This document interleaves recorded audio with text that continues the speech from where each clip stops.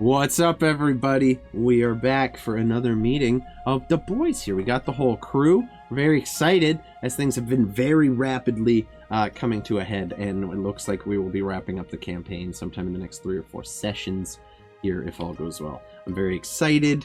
I'm a little nervous, and I'm a little sad. I'm full what disclosure. What if all doesn't go well? Well, yeah, if all doesn't go well, it could end tonight. This could be campaign over. That's it. That's all. That's all she wrote. Peter, did you say it looked like you said something, but I think I didn't come through. You're muted.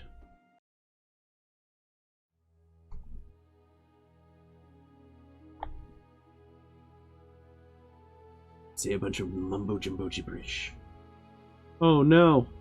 Did someone forget to charge the headset? No, he can still hear us. That wouldn't be the case. Mumbo jumbo. Oh, Jumbo. There you are. There we are. 100%. Double muted.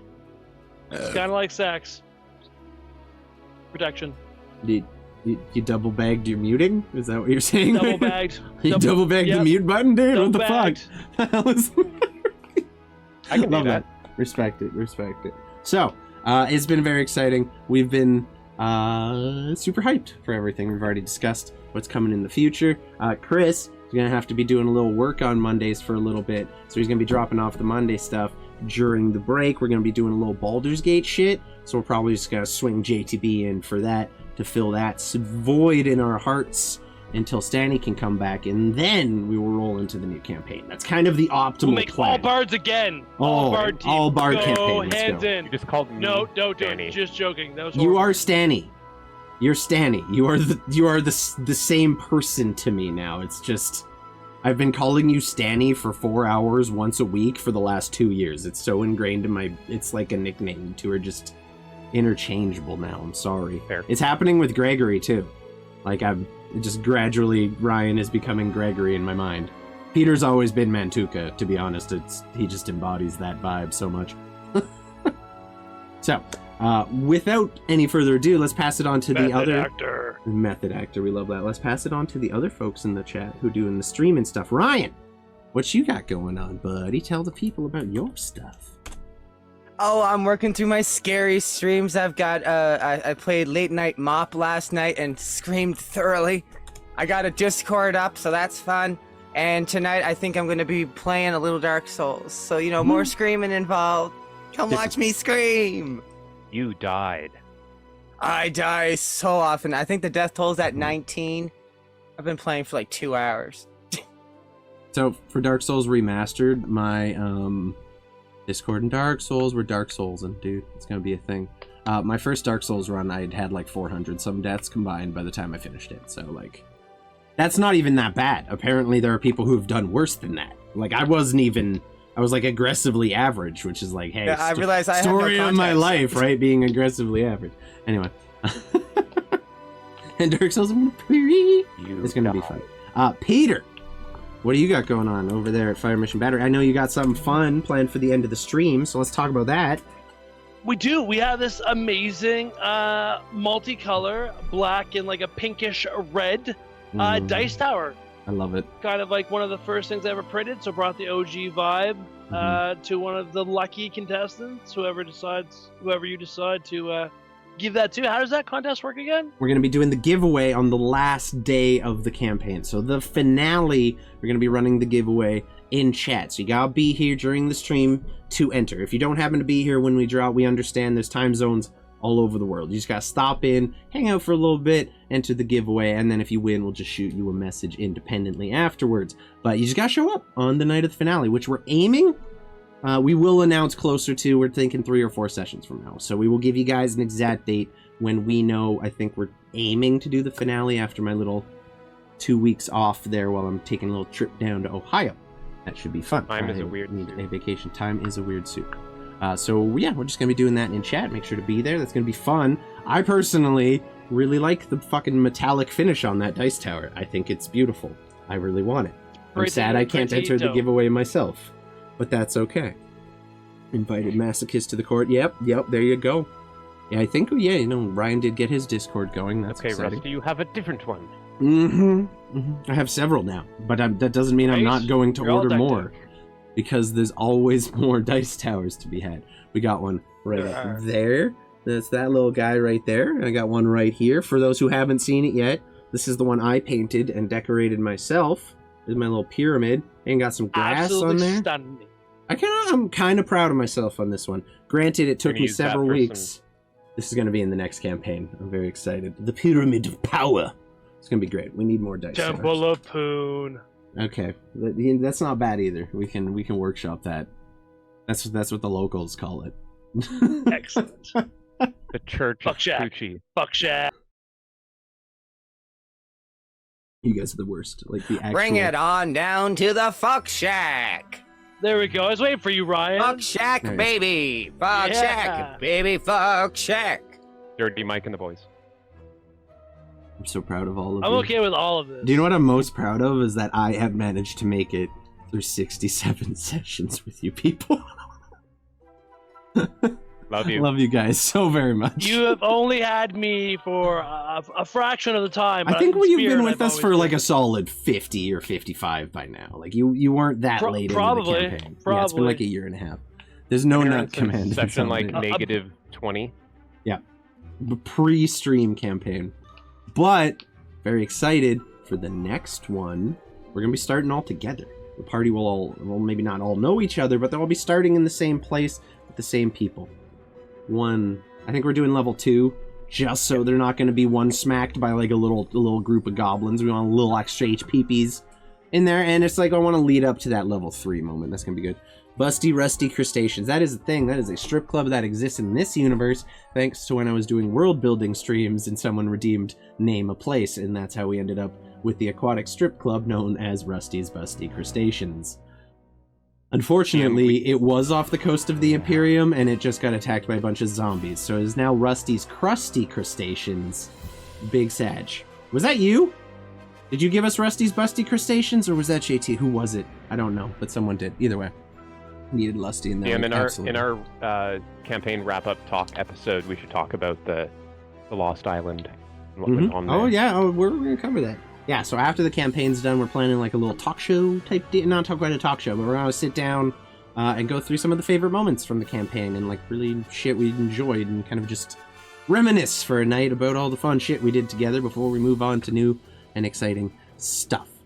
That being said, I do believe that is all we have to do for updates or announcements today. So, turn down the music a little smidgy there. Let's recap, shall we? Last we left off, the party, having successfully made it to Pillarstone after the attack on the city of Lysia, wasted no time in offering aid to those wounded and injured that they could find along the way, quickly raising the alarm, knowing that death was swiftly approaching on the horizon. The city began to evacuate via the docks, which became very quickly overcrowded. The city kind of devolved into a state of turmoil, the lower district erupting into an all-out riot, while the gates themselves were closed, sealing that district off to whatever its fate may be. Stanislav attempted to make a valiant effort, however, in dispelling some magic, unfortunately sealed one of the gates entirely. Thought process, good. Unfortunately, built-in magical defenses like that. However, the battle made its way to the docks, where you all made a last stand, holding the lines as long as you can, similar to how you did in Lysia, hoping for the very last person to get out. However, you found that you were even more quickly overwhelmed than the previous fight, and you slowly began pushing back further and further back as a dragon was strafing across the battlefield with necrotic fire. Eventually, some of you made it to the boats, and as Stanislav and Gregory were fighting their way down the dock, trying to make sure they could get every last person to safety, unfortunately, Stanislav and Gregory were both hit by that same fire. Stanislav, unfortunately, losing his life in the process. However, that was not the worst of it, as Gregory soon realized that Stanny's body had not completely stopped moving, and it was very quickly and crunchily returning to its previous state of somewhat living. And you watched as before you a once shiny golden Stanislav, skin now necrotic, cracked, and rotten, was getting to his feet before you as his bones were just cracking back into place. Thinking quickly, you cast Polymorph on your former ally, turning him into a somewhat strange-looking and zombified goat, pushing the limits of the spell, but nothing too crazy. You grasped him under your arm, made your way to the ship, the Current that had been called for you, captained by Silvos Lightbreeze. And there we ended the session with with Goat Stanislav under Gregory's arm, trying to bite his way to escape, but being unsuccessful in doing so.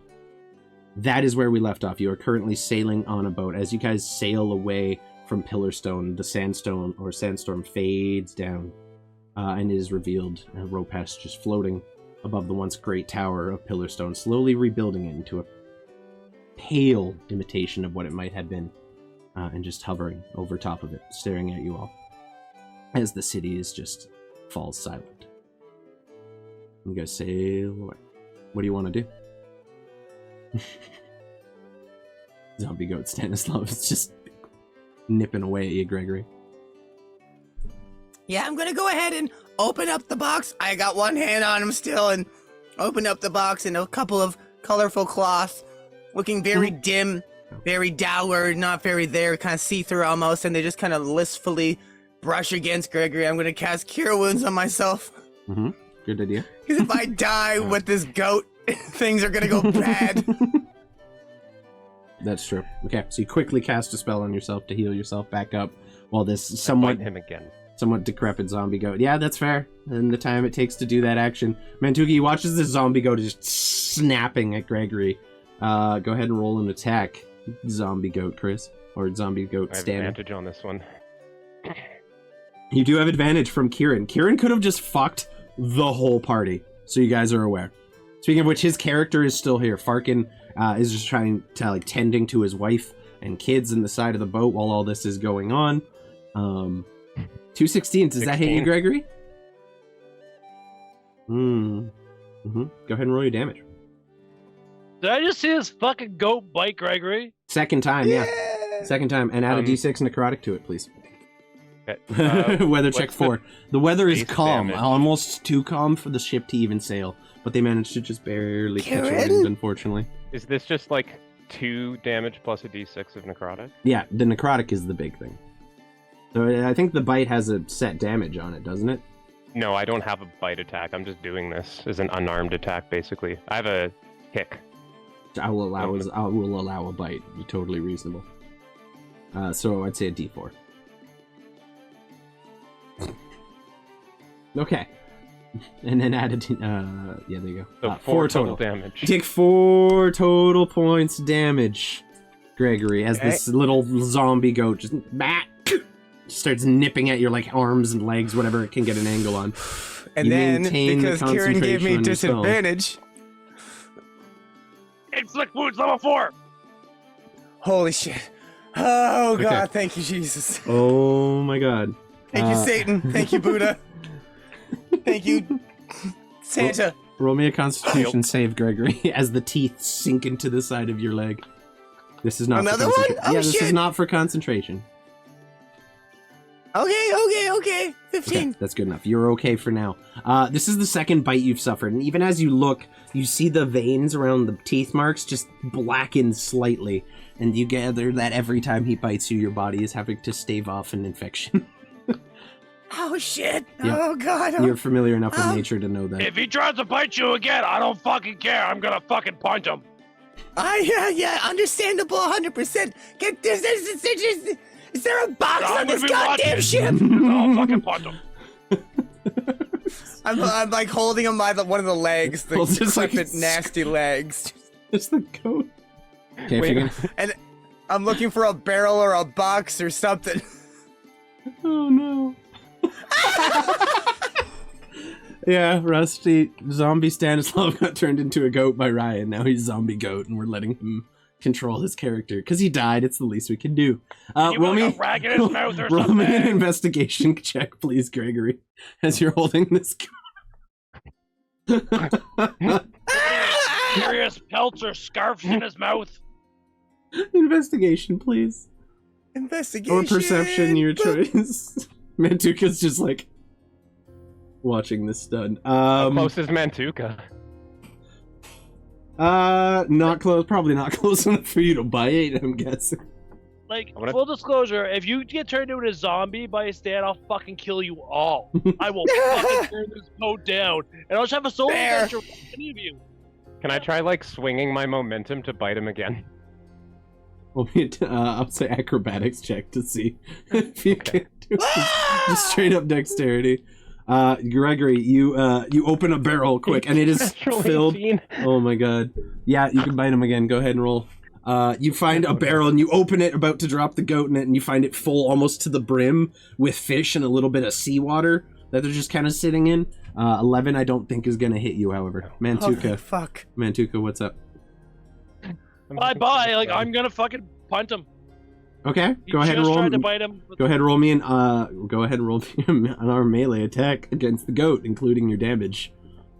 Are there crit fails on it? I'd like to do it recklessly. You can't My miss. AC It's is more. 10. How much HP do you have? Is it goat? As like For me to know and for everyone else to find out. That's fair. That's valid. Thank you for the lurk, Abigail. Appreciate it. You get an inspirational quote from good old Rusty. Remember that as delicious as you are still a threat, even if a minimum threat. I just 21? told you, DM. Yeah, What? oh, that fucking hits. What does? Well, you just told me what? Where? The HP of a goat, privately.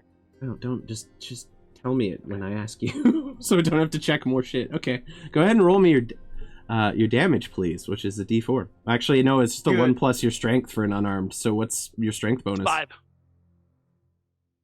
So it's 5 total. 5 bludgeoning. So as Gregory is just struggling with this goat creature, you just step up and like try to flat foot the damn thing.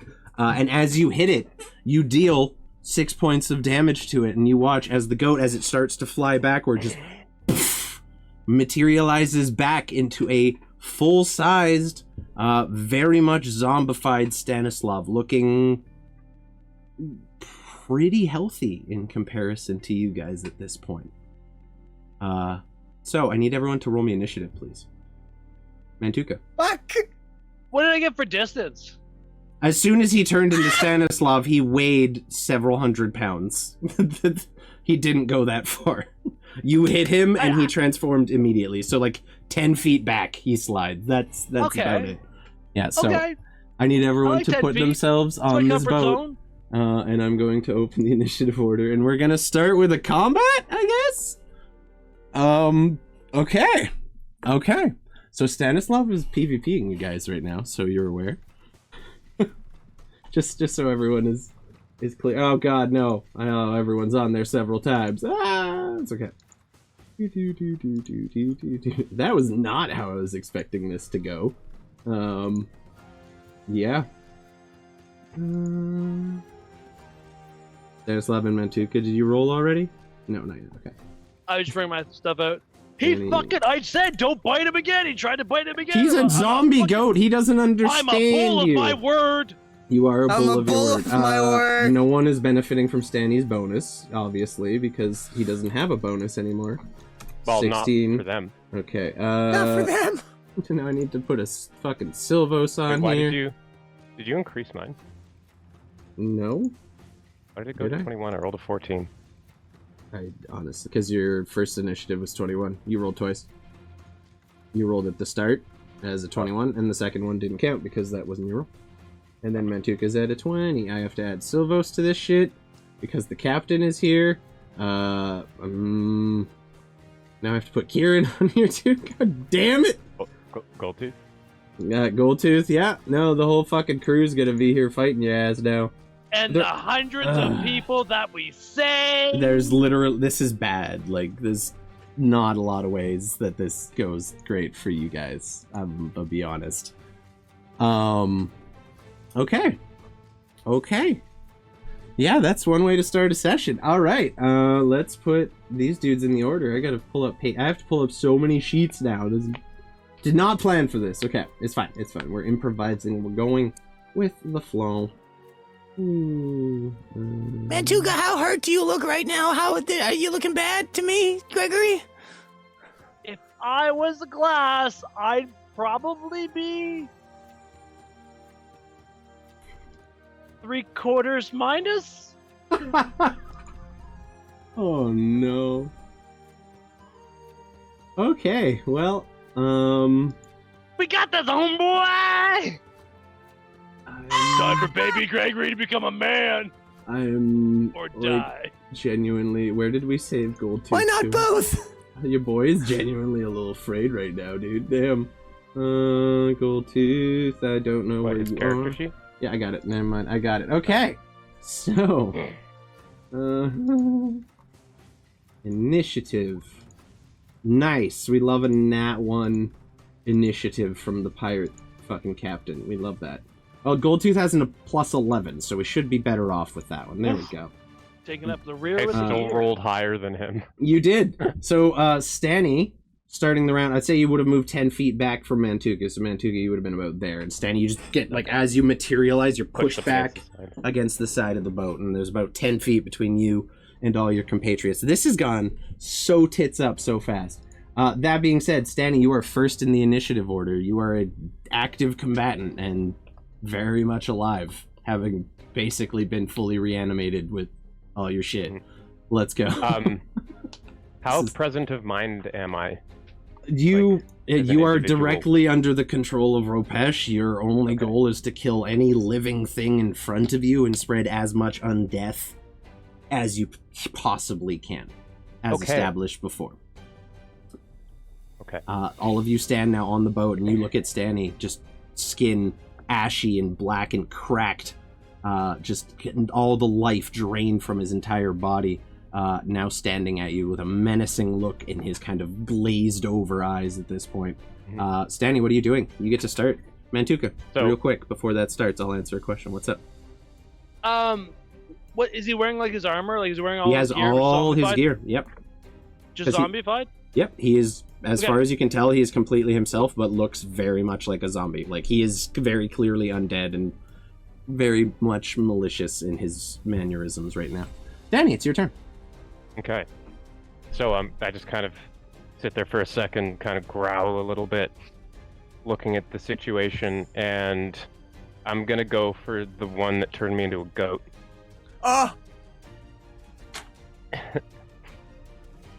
Okay? And I'm gonna, You as watch I'm it. walking over, I'm going to Shield of Faith myself. You watch as Stanny now, with purpose, just slowly drags his hammer towards you, each step just thudding on the hardwood of the ship.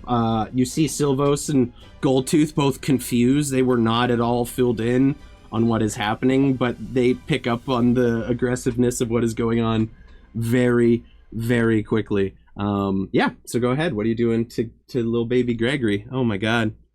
My little lad not down. Fap is technically around, but he's busy with other shit, so I don't have to put 1 million people on the map right now. He's robbing people. He's robbing. By the way, He's robbing the poor Already escapees of the city below deck, You got because it I feel again. like that's the most in character thing for Fap, the robot, fully autonomous pirate, to be doing, just stealing from refugees. Boom. good old Rusty gave it to you again. Go ahead, yeah, Chris. kinda You want me without- to die? Just a look of focused hate brings his warhammer down on you.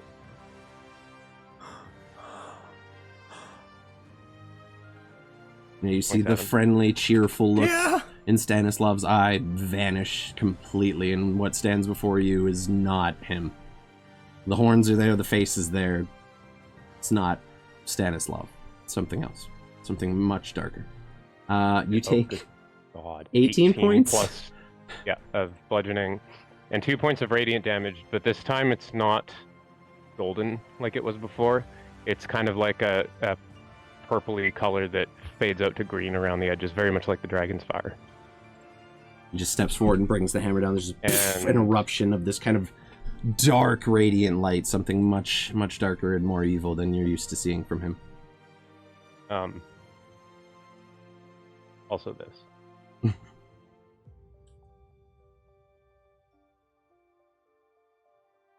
You guys knew exactly what would happen if he came out of goat form. You guys were made very much aware. I'm sorry. So you Okay, take 8. 28 That's- total points. 20 total in the end. That's not so bad. That could have been worse.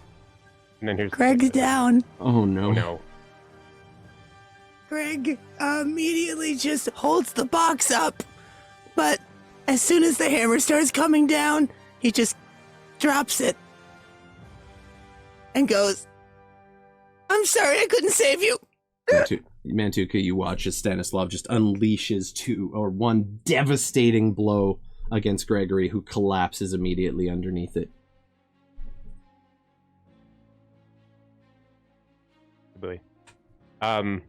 Looking down, I see the wounds that he's already got from me biting him, and decide that should run its course, and I'm going to turn around and go back towards the Minotaur.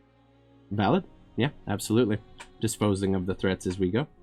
Mantuka, you watch as just Stanislav comes up and just smashes through Gregory in one hit and then turns towards you and almost stoically just makes his way towards you, feet almost dragging on the wooden floorboards of the ship. 18 to hit. 18 gonna hit you? Oh, 18 does hit me. Oh, you're actually hitting me. Okay, cool. Yeah? No. I forgot he has a second attack. He's a paladin. He's already dead. He's a much darker paladin now. Something much more evil is standing at his place. Why couldn't we get this paladin? What the fuck? I'm a Danny Darko paladin. And another one of these. Just add it all up for me. What's the total? 28. Another 28. You take another 28 points of damage as Stanislav just unleashes another flurry of attacks against you. Whew. Let me tell you about that that glass of milk that's no longer 3/4 minor. Woo! Danny, is that it, or do you have another attack still? No, I have 2. You have 2 more attacks? So that's I only have 2. Okay. Fuck me! Such a better Stanny. So, the combat ends, or the round ends and goes to Goldtooth, who is at this point steering the ship and focused entirely on keeping those sails in the wind. He looks over at Captain and he's like, "What the fuck are we gonna do?" And he just kind of like holds the wheel and tries to maintain the course as much as possible. And just because he can, he is going to... Boys, I just want to say that I'm so sorry if this goes poorly. Oh no. Early shit session, yay! Mikasa, Sukasa, fuck Chris. Jesus, he's just going to...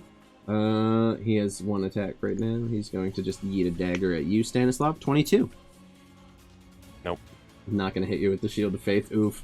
So as he's steering the ship, he just grabs with his left hand one of the daggers from his belt, throws it towards you, and just parry it out of the way with your shield absent-mindedly and continue your onslaught towards Mantuka. That being said, Mantuka, it's your turn. The boat continues moving as Goldtooth is actively continuing the movement, so 30 feet per turn, basically. Gregory looks so great. That skeleton over the face. Okay, what are you doing? So I have an idea, and I have an accessory, and I'm going to tell you what I have, and I'll tell you what I want to do, and you can tell me how we get there, or if we can get there. I have a potion of speed, which is haste. I want to yeet fucking Zombistan off the side of the boat. So I want to manhandle him and throw him over the side of the boat. Are you physically trying to grapple him and carry him over there and throw him into the water? Or are you just I want to throw him in him? his stupid plate armor off the fucking boat, and he can actually do and drown. Or not drown, just fucking sink, because he's wearing goddamn fucking plate armor. That's fair. That's fair. So that'll be contested athletics or acrobatics from Stanny, your choice. Athletics from Mantuka, as you're actively trying to physically grapple. Ooh, 25. What do we got? The paladin, some questions. Yeah, you get advantage because you're raging, right? Oh. So you have him grappled effectively now. It'll take probably more to throw him, but you wrap your arms around him and start dragging Stanny towards the edge of the boat while he's just trying to actively like bite at your neck and get whatever kind of attacks in he can at you. You do actively have him grappled though.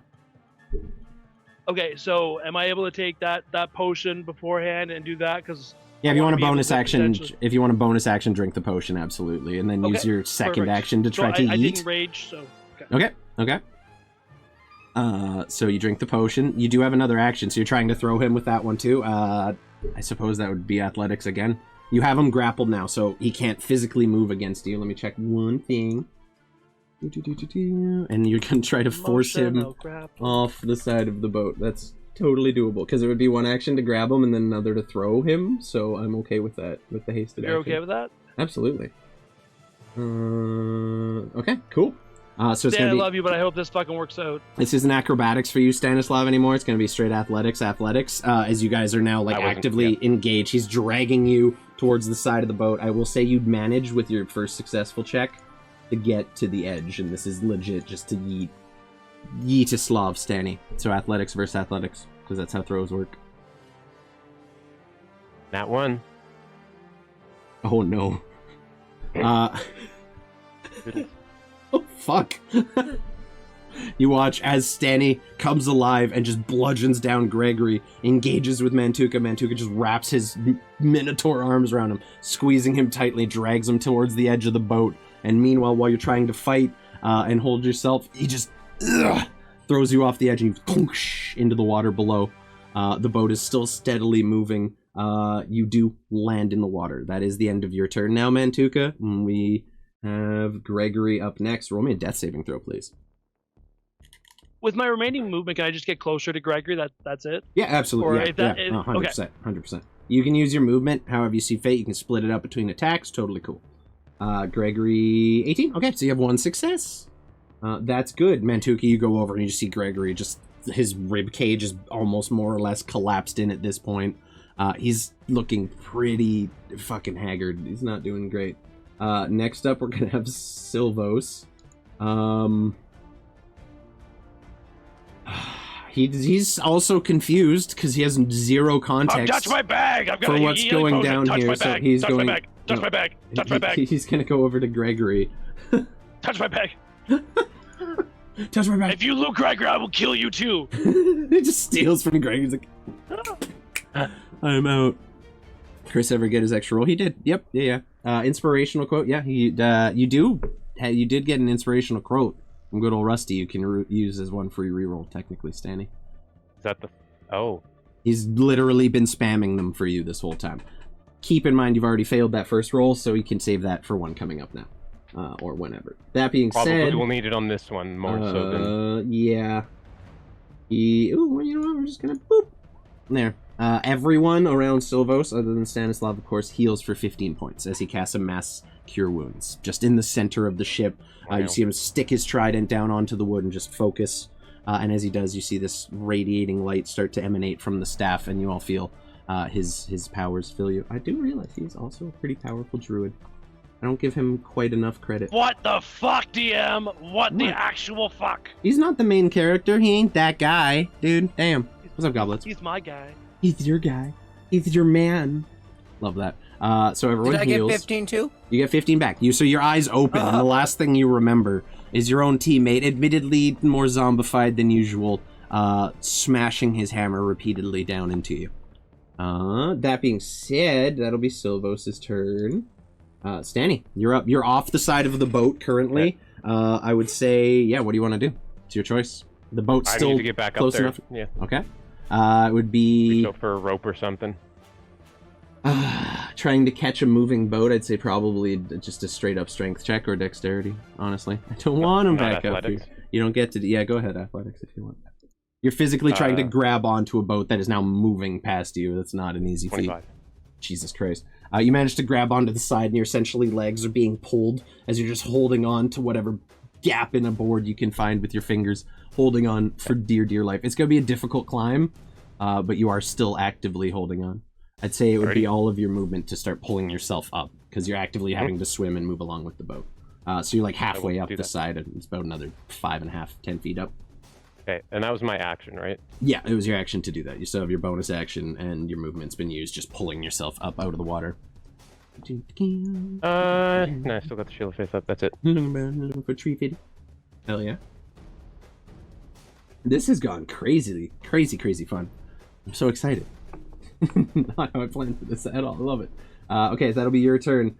Next up, Goldtooth, who no knowledge of what is going on, is just going to continue sailing the boat at this point. He doesn't see you climbing back on at this point. You're just kind of holding on to the edge of it. He's going to keep the course true and use double action to use his action to make the boat go another 60 feet. It is slow moving because there is virtually no wind right now, but he's trying to keep it going. Next up, we have Mantuka. Only we had a druid! Mantuka, you're standing over Gregory just as his eyes open. What are you doing? So I assume, honestly, I wouldn't know anything about thick face climbing out the fucking side. No, you hear boss music still playing somewhere in the distance. You can't quite, can't quite pick out where that's coming from. What do you want to do? I am going to help Gregory because I think we're safe. Okay. How are you helping Gregory? Just tending to him? It's pretty fucked up after that. Like, man took some hits. Fuck that. Use your own goddamn healing. I'm just gonna kind of like rub him stand him up like him a little idiot. You'll be okay. You'll be okay, big boy. I respect I've seen worse. I respect it. Praise Mogus better next time. Praise Mogus better next time. Roll your P's. Right. Goddamn. Roll your P's. Praise Mogus. Now, Farkin is below with his wife. He is not actively here either. We're not adding any more NPCs to this mix. There's too many already. Been a stressful few weeks. Was hoping for something more chill. More. Okay, so I'm gonna take a swig. Okay. No, I'm not. No, you're not. Okay, never mind. Never mind. We gotta hydrate, boys. Hold on. All right, hydrate. Coffee is hydrating, right? Warm desk water. Love that. Yeah, no, I'm not gonna do that. That was a lie. I'm just gonna hydrate actual. Okay, hydrate actual. Gregory, you're up. You kind of stand up. You look around. You don't see Stanislav anywhere, or Zombie Slav anywhere on the boat. And Mantuka is just kind of pulling you up to your feet. And you have disadvantage from insomnia, Mantuka. I yeeted him. Get all fucking smashing. I couldn't handle it. What do you mean? Where did you eat him? Nah, that way. Into the water? As far as I know, yes. Oh, let's go. Fuck! And I jump up to my feet and I'm gonna run over to trying to kill you. You were dead. Like, thanks. He doesn't know what he's doing. I run over to this where he said he yeeted him. Right to like the edge of it, and do I see him? Okay, real quick, Ryan, thank you for the raid, dude. Bringing fucking 60 people in here. Thank you for bringing the community by. I'm Rusty. These are my friends. We are in a particularly tense PvP/zombie paladin moment happening right now. It's pretty wild in here. I appreciate you coming in with the raid, supporting the stream. You're the absolute best. Everyone who's coming in, new chatters, Victor. Is that Y? X? I'm just gonna call you X because it's at the start and that's easier. How is it going, everyone? Welcome by. We do a lot of RPG shit. It's our D&D night, and they're fighting their own party member who's been reincarnated as a zombie. It's tense. It's tense. Getting back to that, thank you so much. Go hit the toilet, get the painkillers. We'll see you in a bit. Enjoy your post-stream care. Gregory, as you run over to the side of the boat, you look down and you see an angry, albeit somewhat waterlogged looking zombie Slav just clawing his way up the boards of the boat, just finding whatever grooves his fingers can squeeze into. You see the flesh on his fingernails almost pushed back a little bit as he's just clawing his way up the boat, gnawing his teeth towards you. What do you want to do? Shit. Thank you for Flip the switch. Flip the switch. Flip the Gregory switch. Stop it! I'm gonna... What would Father do? Not be here. He'd be smart enough to not get on this boat. I am going to cast Conjure Animals. I snap off very reluctantly a piece of the bone mask and just kind of toss it gingerly into the water. 1 second. Standing, what's up? Can I can still do all my shit, right? I mean, yeah. Do you have a reaction right now? Wait. It's not your turn. Oh, no, it's a reaction. I just need to see if I lost it with the change of the thing. Are you trying to counter? Are you trying to counterspell Gregory right now? Don't have it. Oh, that would have been so sick. That would have been so sick. Never mind. Okay, Gregory, conjuring animals. Go ahead. That would have made my heart so sad but so happy. Oh God. I cast Conjure Animals, and I'm gonna just try to see how many I can make. Yeah, I think I can make 8. I make 8 sharks. God. You make 8 sharks. Okay. Valid. Okay. You conjure just zombie Slav as you're clawing your way up the side of the boat. You see a number of shark fins just appearing in the water. I'm not putting 8 sharks on there. We're theater of minding the shark swarm, okay? Just picture Stanny and there's 8 sharks around him at any given time. 4! There's 4 of them. Sorry, I did the math wrong. Okay, that's better. I can handle 4 sharks. Do you not have sharks in your book? You do. You can drag Shark-You onto the map. Go ahead. I spent all that time giving you all these wild shape minis to use. I do have a shark. You do, and he's crusty. He's got crusty crustaceans on him. They're gonna move as a pack. Boop. And I would like them to, in turn, just jump up and snap, snap, snap, snap. You get attacked by 4 sharks. Go ahead and roll an attack against his insanely high AC. That was gonna be funny. With sharks. Oh, that shark sucked. It's more like a suck-nado. Anyway. No. I think you have to beat a 22, if I'm not mistaken. 23? 23? You have to roll a 19 or better. Are you kidding me? No. Though I will say, how are you wearing your shield and climbing up the side of a boat? You're muted. They'd have to beat a 20. Okay, have to beat a 20. I was gonna say, hard to climb a boat with a shield on your arm. So. No, it would have been tossed back on the back. Okay, fair enough. So, emotional sharks. Not one. You just feel teeth biting against the side of your back, kind of trying to work their way through your armor, get through the chainmail on your leggings, but none of them are able to do so. And Gregory watches your little shark squad just fails to have any kind of reasonable impact whatsoever against this wall of undead flesh and steel. Oh, I love it. I love the shark squad. I'm here for it. Street Shark Gregory. Anything else you want to do with your turn? Sure. Back away from the side slightly, and just kind of go. 4 sharks. Well, he's on the side. You see the captain. He's on the. If we could take him alive, I will give you a lot of money. Say no more. I'm done with You hear just a little voice ringing out from below decks through the grates. You just hear a little robotronic trill. Did somebody say money? And yes, I did! Take the deal! You hear Fap just screaming up from below. Fully autonomous pirate. Love that. Anyway, back to the serious... Fap and Mr. Maker, we get along so well. They literally would have if they had ever met. They're basically the same person. Gregory, is that it for your turn? You move. Yeah. Next up is Silvos. Okay. He's gonna look over the edge at you, Stanislav. You just see a blue-skinned, green dreadlocked head kind of looking down at you, the kind of handsome face of the captain that you do recognize somehow, just filled with a desire to kill. And he is going to just reach down. You watch as he just reaches down towards you, pulls out a small caterpillar cocoon from inside of his vest, and snaps his fingers with it. Pff, pops open, and he is casting polymorph on you. He's going to turn you into a fish. What's the save? For him, it is going to be a 19. And what do I roll? Wisdom save of 19. Nat 20. He casts it on you and looks as the spell just fails to have any effect. He's like, damn it.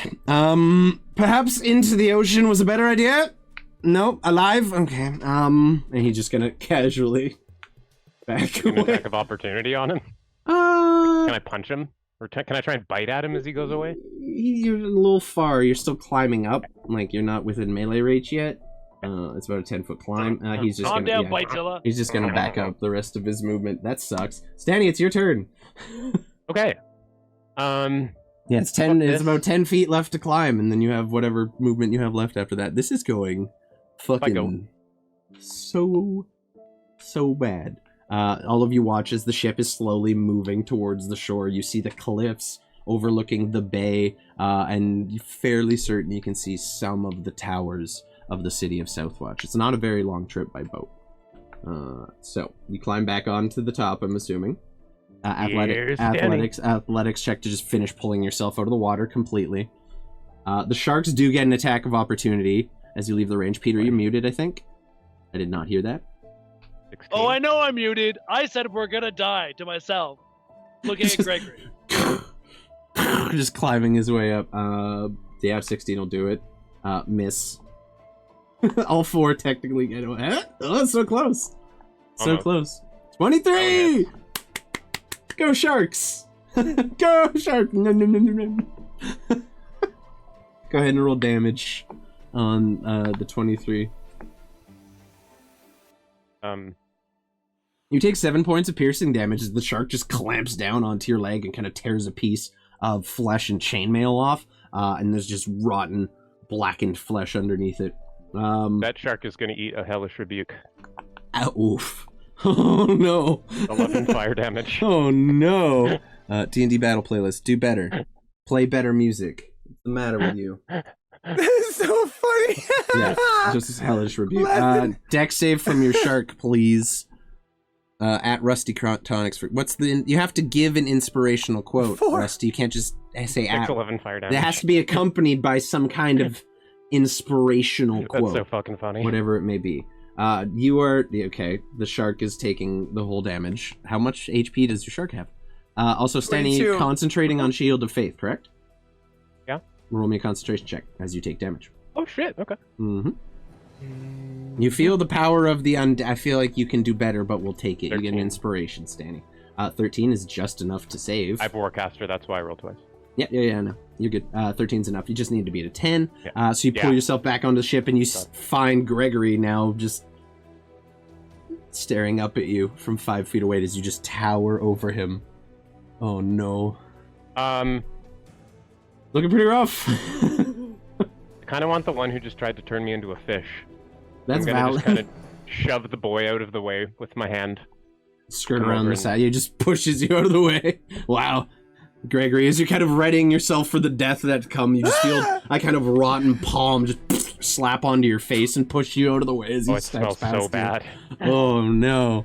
Oh, no. And I'm gonna take 2 attacks on Silvos. Oh, not my kill. Oh, okay. I killed your old character. You can kill mine if you want to. He's not looking great. 28 and a 29. Sheesh. That's gonna hit. That's gonna do it. Are these zombie sharks? No, the sharks are Gregory's beast summons. We just made them barnacly because they look a little cooler than the normal sharks, and Gregory's cool. They have skull masks. They have skull masks. There you go. So And he yeah, takes they have barnacles on them. That would make sense. 41 points of damage plus 41?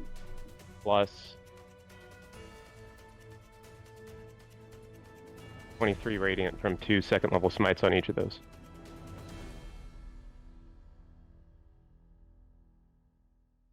Would have been a 9. So that's 64 total. So you all watch as Stanislav pushes Gregory out of the way and just unleashes a flurry of hammer blows against Silvos. The first one cracking against the side of his jaw, kind of dislodging it as he looks up. His jaw's kind of awkwardly hanging to the side. The second hammer blow comes and crushes down right into his collarbone, sinking the bones down into his chest, and he collapses to the ground, dead, as this burst of radiant energy goes off. You watch as the wounds begin to blacken and spread, and you watch as Silvos' body starts to twitch in a very similar fashion to how Stanislav did when he turned. Fuck you, okay? Fuck you. That was my boy. That was my boy. Okay, he's coming back in a round or two. Fuck. I'm sorry. What? Mm-hmm. And then I'm gonna walk over to whoever this is. That is Farkin, but no, he's below deck. He's not actually on there. He shouldn't be on there. My Okay. bad. Didn't actually mean to put him on there. So Fap is captain now, right? You see All right, I guess I'll Goldtooth go. as this happens is visibly thrown for a loop as that happens. Yeah, that's your all Okay, your actually, I'm gonna- attacks, right? Yeah, I'm gonna walk over to the cat dude. He doesn't look that hurt. How, both you have don't. I attacks. don't. How much movement do you have? 40 feet. You had to climb out, which was half movement speed because you're physically that was climbing half, out of the okay. water. Yeah, that's what I said. Okay, And I'll then you had start the rest. making my So way you over. probably would have made it to Silvos and then moved over there. Perfect. Okay. Goldtooth is Gregory up. gets an attack of opportunity? Gregory, you would get an attack of opportunity as he just kind of marches past you, almost nonchalantly. You do see the body of the captain just twitching on the ground, already starting to reanimate. I don't take it. I just let it happen. Mm-hmm. Can't hear you, Peter. I assume it was good, though. You know what? I'm calling Ryan a little bitch. What are you doing, Ryan? What am I gonna do? Slap him? Are you taking your attack of opportunity or not? You gotta decide. Let's go. No, I'm not. No? Okay, letting him go. Stanny, you move over. Next you see Goldtooth. A wet muffin at him! A wet muffin! It all counts! Visibly fucking distraught after you murdered the captain, is going to... Oh, God. I don't even fucking know at this point. He's just gonna rush forward at you. He's gonna jump over the railing, and using that extra height, he's gonna make an attack down as he comes down to you. I'm gonna make an acrobatics check, see if you can make that. Don't foresee it being a problem. So you watch as the cat just leaps over the railing with his rapier already drawn, leading towards you with a downward stab. He's gonna get a little extra, because you get a little extra height on that stabby stab. And he's going to roll an 18, which is not going to do it. Of course it's not going to do it. And then with his offhand, he's just going to quickly draw a dagger out and try to stab you with that too, and not going to fucking hit a damn thing. He's just going toe-to-toe with you at this point. Any kind of wisecracking is gone. The Goldtooth you're all familiar with has just vanished. He's just gritting his teeth and unleashing blows against Stanislav as best he can, screaming through gritted teeth. Mantuka, you're up. The captain is beginning to twitch, kind of ominously on the deck. You hear below the sounds of what sounds like just panic starting to happen as they realize there's fighting going on up above. What are you doing? Bonus action rage. Mm-hmm, And then I'm gonna do that thing where I try to yeet Stanley off the side of the boat again. It worked last time. You are still hasted, so your first action to grapple, and then second action to try and fight it back. They're done trying to save you at this point. God damn, dude. I can't, man. He bites people like Ryan's like paper mache. He doesn't want to fucking hit him. Like, what can I do? I don't know. Beat his ass? No, he's fucking super strong. He's like super healthy. Like, so I've got to yeet him. Fair enough. He's a Super Saiyan. Did one of your sharks die from that hellish rebuke, by the way, Ryan, or did it live? No. It lived? Okay. Yeah. What are you doing, man? Yeah, so it'll be athletics versus Stanny's athletics or acrobatics if you're trying to grapple again. Yep. And then athletics be athletics for to physically throw him 20. off the boat. Nice. I know it's a check, but that's what I need right now. I mean, it's an in combat check, and there's not really damage, but it definitely helps. I only rolled an 11. Okay, yeah. So once again, you grab Stanny, and this time with purpose, just begin dragging him to the side of the boat. And you begin trying to throw him off. You already have advantage, so I was going to give you advantage for that 20, but you're already raging, so that doesn't matter. Stanny, you're just struggling now. You kind of getting the feeling that this time if you go in, they're going to do a lot more to make sure you stay in there. It's contested athletics, just 1v1 versus the other, if you're trying to do that. Come on, let's go. Come on, Mantuka. Still at advantage, because, yeah. Stanny, once again, you are just... lobbed over the side of the boat. How far does he throw me? Forced over. Pretty far. Probably I'd say like a good 10 feet off the side of the boat as he just basically like, as he has you grabbed, he grabs you by the back of the collar and almost just hucks you as hard as he can. You fly off the boat into the sea and splash up. You feel yourself beginning to sink. It'll definitely be a bit more of a challenge to get you guys off this time. Sharks, bite off his arm so it can't fucking crawl in the goddamn boat again, or Mantuka, swim, or anything vital. Mantuka, that's it for you, right? Yeah, other than my emotional declaration of awesomeness. Okay. Well done. Gregory, you're up. You watch as Stanny is just thrown off of the boat, his arms kind of flailing as he does. Oh no. True. Gregory.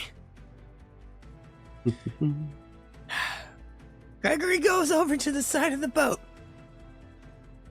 And with one hand on the box and one hand on his chest, you're just gonna see a slight tinge of a glow.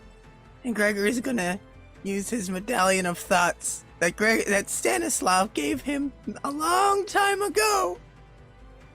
And he's gonna try to read Stan's mind. In this moment, surface thoughts. As an action, you can shift your attention to another creature's thoughts or attempt to probe into the creature's mind. I want to go as deep as I need to. Surface. Just hear what he wants. Just on the surface, initially you hear the same things repeating. Kill. Spread. Kill. Spread. I do believe there's a save if you're trying to probe deeper, correct? Mm-hmm. Stanny, go ahead and what's the save? Wisdom saving throw, and it would be Ryan always goes deep, guys. So deep. It'd be 17, sorry. That'd be 17. 15. I rolled so bad. Let's go. You push deeper, and you feel this presence, this anger just pushing. Kill. Spread. You feel the will of another controlling Stanny's very body. And as you push deeper, you feel slivers, small hints. You hear screams of anger coming from within. You feel Stanny in there somewhere, tucked away deep inside. Whatever's reanimated him and brought him back is holding him somewhere. So you know one way or another that Stanny is very much trapped inside himself right now. Something else is the wheel, and your friend is still in there somewhere. You can feel it. Always anger. We love anger here. Welcome. Greg has got... He puts one hand down on the railing. He just goes... Shit! I was hoping he wasn't in there.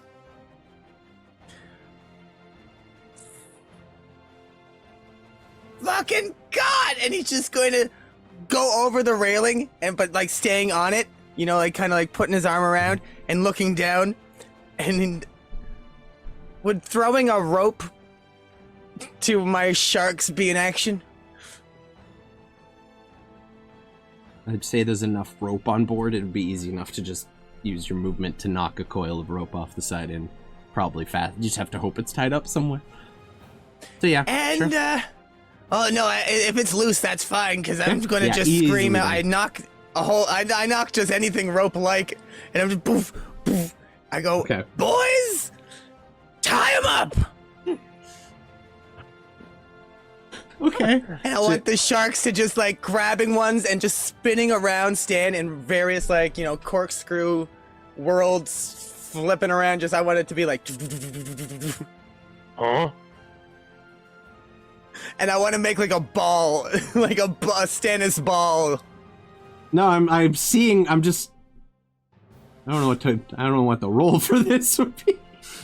First, there's a dex save. Then there's acrobatics. I'm a little stuck. You gotta roll for arts and crafts. You've stumped me a bit here. I'm gonna be honest with you. Do your sharks have proficiency in rope tying? Shibari. Yeah, they got Shibari. Now we have bonded sharks. Now we have fucking bonded sharks, Ryan. Gay shark! Gay shark! Okay, fair. You know what? I don't know how to rule this. Like, this is the first time this campaign. I genuinely broke the DM. I cannot think of what role accompanies this. So maybe survival. Yeah, I want to say survival, which is tied to wisdom, but it's like I don't. Acrobatics. Dexterity. I'm gonna say just straight dexterity for the sharks, but at advantage because they're in an environment where they are dexterous. They swim for a living. Stanny is very much not dexterous. So Stanny, it's straight roll for you, and then advantage for the sharks, and it's gonna be... I'm gonna drop my hammer, and... No, I'm gonna drop my shield just in the ocean in response to this, to not fucking... Yeah, the shield just kind of begins to... That's sad. Big rips. What am I hammer too, fucker? Big rips to the shield. You probably at Dextrack to just swim and maintain your movement. At disadvantage because you're wearing heavy armor. Acrobatics if you want, sure. Okay, just add... Oh, Jesus Christ. Oh, you got me still. Yep. Add 5 onto that if you want to make it an acrobatics. Yeah, so these sharks just start trying to coil around Stanny, and they're kind of getting stuck up on themselves, and he manages to hold himself and like move out of the way enough to prevent the ropes from coiling. But you are now effectively sinking while these 4 sharks are just swirling around you. So they can effectively keep trying this till their hearts give out. Gregory, is that your turn? Fight for the arms! Keep going, boys! That's me. Okay. Do I need to breathe? No. You're a corpse. Cool. Fucking damn. Gregory, behind you, as you're concentrating very heavily on this, you hear just the crack of bones and the sound of someone shuffling up to their feet, and he's gonna just make a trident attack against you. Shit, I forgot about him. Yep. Only takes a turn to reanimate with this shit, dude. So he only gets one because he's a druid, but you feel 16. Does 16 hit you? Yeah. Okay. So as you're concentrating on this, you feel why did that roll in Roll20 or in D&D Beyond? That's so weird. This is not what you're supposed to do. That is not the assignment. D&D Beyond. Don't Instructions do that. unclear. Got dick stuck in Wait, wait 1 goddamn second. Cloak of displacement. Disadvantage roll. Okay. Cool. What do we got? 24. Doesn't matter. Still hits you. So as you're focusing on getting the sharks to tie up Stanislav as he's beginning to sink, his trajectory off the boat kind of aiding in that, you feel 3 sharp, piercing, stabbing pains in your back as Silvos just steps forward and jams his trident as hard as he can towards you. You take 10 points of piercing damage as he is wielding it with 2 hands. And he just has you impaled in the back right now. He pulls the trident out, and you feel it just come out of your spine almost. A couple inches to the left could have been real bad there. He is going to use his movement to... Actually, no, he's a zombie. He's not moving anywhere. He's just all going forward, and that is his turn. Stanny, you are currently sinking, engaging with 4 sharks. What are you doing? Cool. I'm gonna... His athletics checks to even not sink at this point because you're wearing heavy armor and being weighed down. Okay. Is that an action? Yeah. Okay. Are the sharks following me, sort of? I would say no. It's free just to see if you can swim and move around a little bit. They all are in range. They're just like swimming around you in circles, so they're all within about 5 feet. Okay, I'm just gonna attack the sharks. This is insane. This is the most insane start to a session we've ever had. Yeah, you've got 4 around you. Go nuts. Pick a target. Any target. 24 is gonna hit. 13's not. That was a nat 1. So they will be at advantage whatever they do next to you. No, 13 does hit. 12. It's still a nat 1 technically, and in combat a nat 1 is a crit fail, so even if it hits the bonus, it's a crit fail. You know what? I'll use that inspo roll now. Now is a good chance. So yeah. Are you using a bludgeoning weapon underwater? Mm-hmm. Trying to, yeah. That would also probably be disadvantage true. To be honest. Hashtag save Basically, you're wearing heavy armor and swinging a weapon underwater. You're disadvantaged no matter what because you're not trained in swimming. Doesn't matter. A 21 and a 23. Those are great rolls. Yeah, Stanny's rolling hot tonight, dude. Against the sharks of Ryan, since Ryan, it would be against whoever you choose as the target is the target. So if you pick the sharks will be rolling with disadvantage. If you pick Ryan, him or the sharks will be rolling at disadvantage because he controls them. So 1 shark is also gonna eat. How much HP do these fucking things have? And then 1 shark is 22. 22. So they're both dead. Yeah, so 2 die. They're both very, very dead. 2 die. And there's 2 left. Cool. That'll be your turn. Yeah. Mm-hmm. Okay. Oh shit. It's just sinking, fighting these 2 sharks, just awkwardly jamming this hammer into their faces as he can. They just disappear though. They don't turn into bodies though. No, they just go poof. Yeah, they just disappear. Yeah, there's no saving. Pikachu face. Yeah, zombies are. Yeah, that's it for your turn. Goldtooth is gonna look up at the captain, who he now sees is actively a zombie and fighting his friends. He's walking up. He's, "I'm really sorry to do this to you, mate." And he's just gonna unleash a flurry of fucking rapier attacks against him. That's 24 to hit. That's gonna hit. He does get sneak attack. So it's okay. I like you, Gregory. And then he's going to take his offhand attack with the dagger, which is unfortunately just going to hit. Okay, never mind. So you watch as the Tabaxi first mate, Goldtooth, just steps forward, stabs forward once with the rapier. There's no technique here. He's just angry. There's almost a sadness on his face as you watch him putting down his captain of many, many years. And he just begins going to work on Silvos. Silvos kind of just absently takes the hits, still focused entirely on one thing. Gregory has a shark counter now. Mantuka, you're up. I'm gonna do that patented hasted move where I run up and try to throw someone off the fucking boat. So I'm gonna run up here, grab him, and try to fucking yeet him off the boat. Okay. Yep. Go ahead. Athletics versus his acrobatics or athletics. Neither are good. Patented. 15. Not great. Oh, these are bad. 12. Okay. You go over and try to grapple him, and he kind of just like almost sways out of the way. A little quicker than you were expecting for someone who would just be reanimated from undeath. Just manages to wiggle his way as you're kind of trying to grab him. The skin, which is now beginning to degrade and decompose, just kind of peels off on a couple places, making it very hard for you to hold him. Next up. The second action. You do have a second action. You are still hasted, yeah.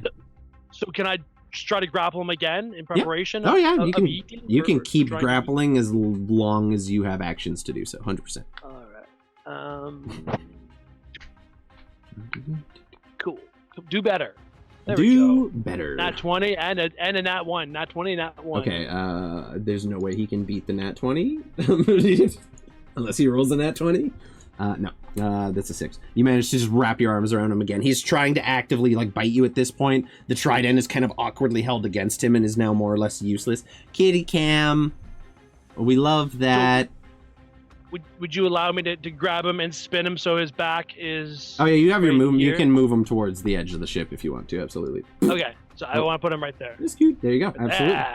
So Gregory. that's us. All right, Gregory, you're up. You watch as Mantuka is just manhandling another zombie towards the edge of the boat. Called Mantuka handling, thank you. Manhandling, or Tuka handling, sure. Little Tuka! Little Tuka! I'm gonna go ahead and... This one's not our friend. No, you're right. Yeah, you're right. Man only saved your life on 2 occasions. No big deal. No big deal. Showed up here on your beck and call Daddy had to a shiny help horse you. and I fucking yeeted him. That's true. Oh God, we gotta pick and choose. I'm just annoyed because Goldtooth's gonna be the captain, so I'm gonna have to start practicing an Australian accent. God damn it. It's the one I can't do. I'm not my sorry. area of strength. Don't worry, Mantuka will take over while you're Perfect. performing or perfecting. Gregory, what are you doing, man? You see Gregory. Stanny's golden armor just slowly sinking beneath the surface. He's managing to maintain a little bit of depth, but he's clearly struggling against it. What are you doing? It's just gonna scream to the sharks, keep trying! And getting over the railing again, looking at this wonderful man who's done incredible things for us. I'm gonna say, yeah, dude, shit, we can only save so many right now. Gregory's gonna pull out the bone mask and slap it on his face, and he's gonna change himself into an ape, a big hulking gorilla monkey thing, and just beat on his chest and get ready to try and help Mantuka to yeet him into the ocean. Yeah, Mantuka, you already have advantage, technically. So I will just give him disadvantage because you are now assisting, and that's the only way I can think of to balance that, because you can't double advantage that. Can you move and attack right away? Hmm? Oh no, I can't do much. That was my action to turn into that. Okay. Mm-hmm. Oh, because you're fake. You're one of the fake. Okay, well, druids. Fake druid. Silvos is gonna try to bite you, Mantuka. Hung. 23. 23 to hit you. Fuck. Well, it fucking hits. It's 2 piercing because it's his teeth. Take 2 points of piercing damage, and I need you to roll me a con save, please. You're taking a d6. You take 3 points of necrotic damage as well, so 5 total. Halved because you're raging, so we'll say 3 total and round up. Dirty 20 is enough. You feel the teeth sink into the meat right above your collarbone, and it kind of pulls it out. You're holding him like basically in a bear hug, right? Like that's where he is. I know, And it just drags a piece of meat off your shoulder. And you look at the wound, and yet again, very familiar, kind of blackening veins spreading out from it already, but you feel yourself kind of grit through it a little bit, and you feel your natural constitution kind of saving you from that. He's just gonna try to struggle a bit. Does not seem to have the same level of power coming back that Stanislav did. That being said, Stanislav, you're up. What do you want to do? This is Okay, truly insane. Truly insane. After seeing the sharks poof and not Bleh. Mm-hmm. I'm gonna attempt to swim. Well, I'm pretty far behind the boat at this point, aren't I? Yeah, the boat. I mean, Goldtooth stopped steering it, so it's just drifting. Okay. He's not controlling it anymore. So I would say you and the sharks, if you aren't actively keeping up, would have moved 20 feet. Okay. Because he's I'm not gonna actively try to get steering back into to the the wind. We had a weather check and it was a 3. So there's virtually no wind right now. It's crawling. So athletics check at disadvantage because you're trying to swim with armor. You can use your inspiration on it after the roll if you want. Jesus Christ. Yeah, I will. 14. Yeah, So you feel yourself pulling, and you're managing to stay afloat with that kind of check, but you're not gaining any ground on the boat, which is just slowly beginning to coast further and further away from you. The same thing again. It's 14. You just can't keep up with it. You're kind of maintaining your height, so you haven't sunk yet. You're just kind of lapping at the surface of the water, maintaining your depth as best as you can, but you cannot actively keep up. I'd say by the time you reach the end of the map, I mean, like, you're basically running out of steam now. You're not looking great. Maybe one more round to try and catch it. That being said, Gregory with the hard glasses. That was your movement. The athletics check is just to see if you can move. So you do still have actions if you want to use them. Oh, the sharks are still behind me. Mm-hmm. Am I Yeah, above they're the keeping surface? pace with you. You're at the lapping at the surface, kind of just barely managing to break the tension of the water every now and again when you get a low point in the waves. Can I spot anyone at the side of the boat that I could yeet Oh, a yeah. spell at? Yeah, you see Gregory, you see Mantuka and Silvos, both kind of struggling right up at the bar. If you're actively trying to push him over the edge, you're in that space too. Like, you're not 10 feet away and holding him like this, are you? No. Actually, I'd say roll me I a just wanna- I roll should- me a perception to see Mantuka, but you're also very tall. You can definitely see Gregory though. Okay. What are you doing? Did I do it? Oh god. I'm gonna hit Gregory with a blight.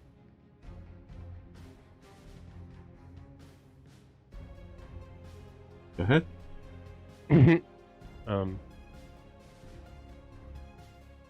Constitution save from Gregory, please. It's just the first one. Why'd it go through twice? I don't know. Taking the first one. Constitution save, Gregory. So as you just barely break the surface of the water with your hand, you manifest this spell. You do save, so half damage, which is good. Which is still not enough to save me. Oh no, you go down? Yeah, Oh no. and so do the sharks. Yeah, the sharks disappear. Whee! Oh no.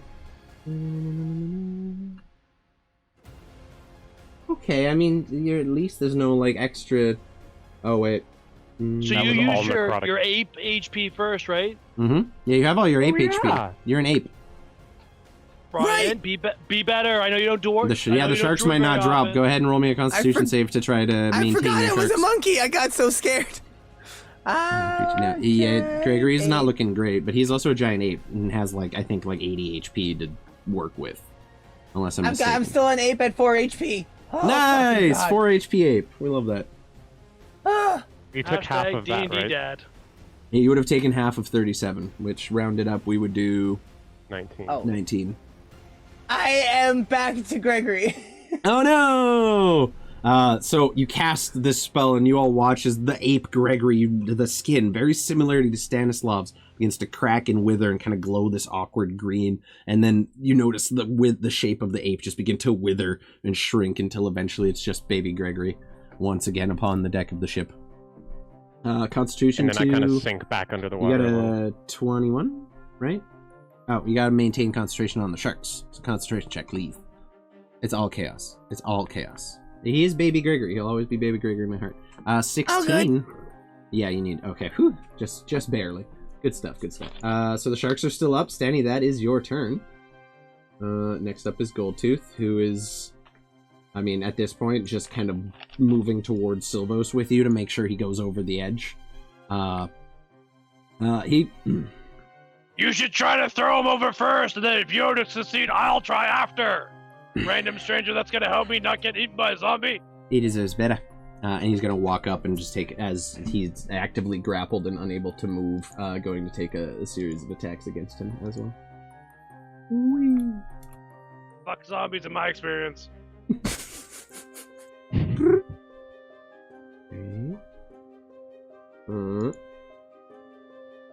The 11 will not hit, unfortunately. So the first strike, he steps forward. I think that's actually... Yeah. He steps forward. As you're holding Silvos there, your arm's just tight around him, about to throw him overboard. His former first mate, now seemingly acting captain of the current, comes over and just with one very fluid, graceful, almost beautiful motion, drives the rapier straight through the temple of Silvos, just straight through the brain and out the other side. Pulls it out and flicks it onto the ground, kind of just sadly looks down at the now limp body in your hands. Now you see it. No, you don't. Eat. You still try to throw the body? I don't want anything that's trying to bite me, that can come back and kill me. As you're trying to throw it, he's going to put his hand on your shoulder. I mean, save your life. I mean, have a little more respect. He's dead now. And he kind of almost... He notices how you're looking, and he holds the rapier and directs it straightly towards your throat. I've got one more in me. Put him down. I will suspiciously put him down. Knowing that I could do things, but I don't, because I'm a gentleman. Yeah. I mean, you can react to that however you see fit. He takes it very personal that you're about to yeet the body of his deceased captain overboard before they've had any kind of service for him. He's deeply offended at that notion, and is ready to kill you for it. So, as you kind of just drop the body, it thunk collapses onto the deck. He just lowers his blade. Thank you. And that'll be it for his turn. Gregory, Mantuka, you're up.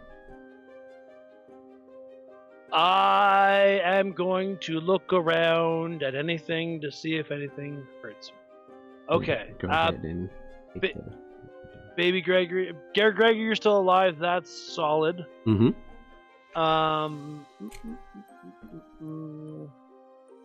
Can I do a medicine check to see what I can do with this wound? Sure. And yeah, then go I'm ahead. gonna just go try to sail the boat. Sure. Yeah, easy.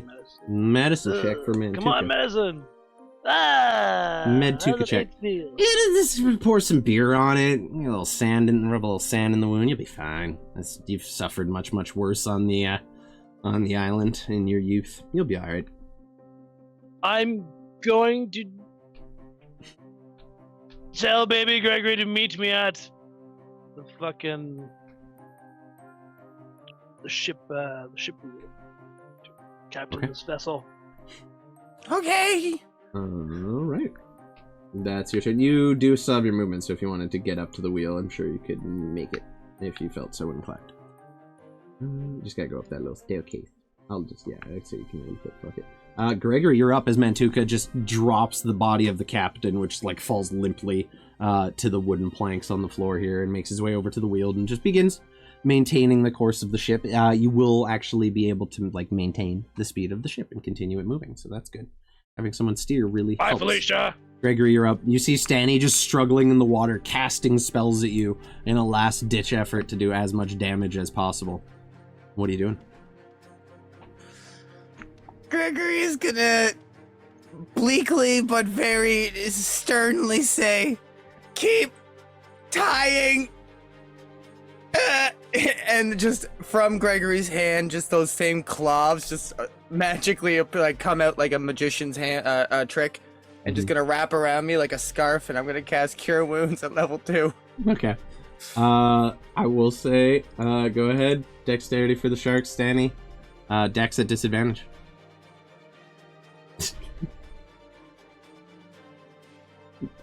I agree, Peter. Oh. 12's not gonna do. Oh, we gotta see the sharks first.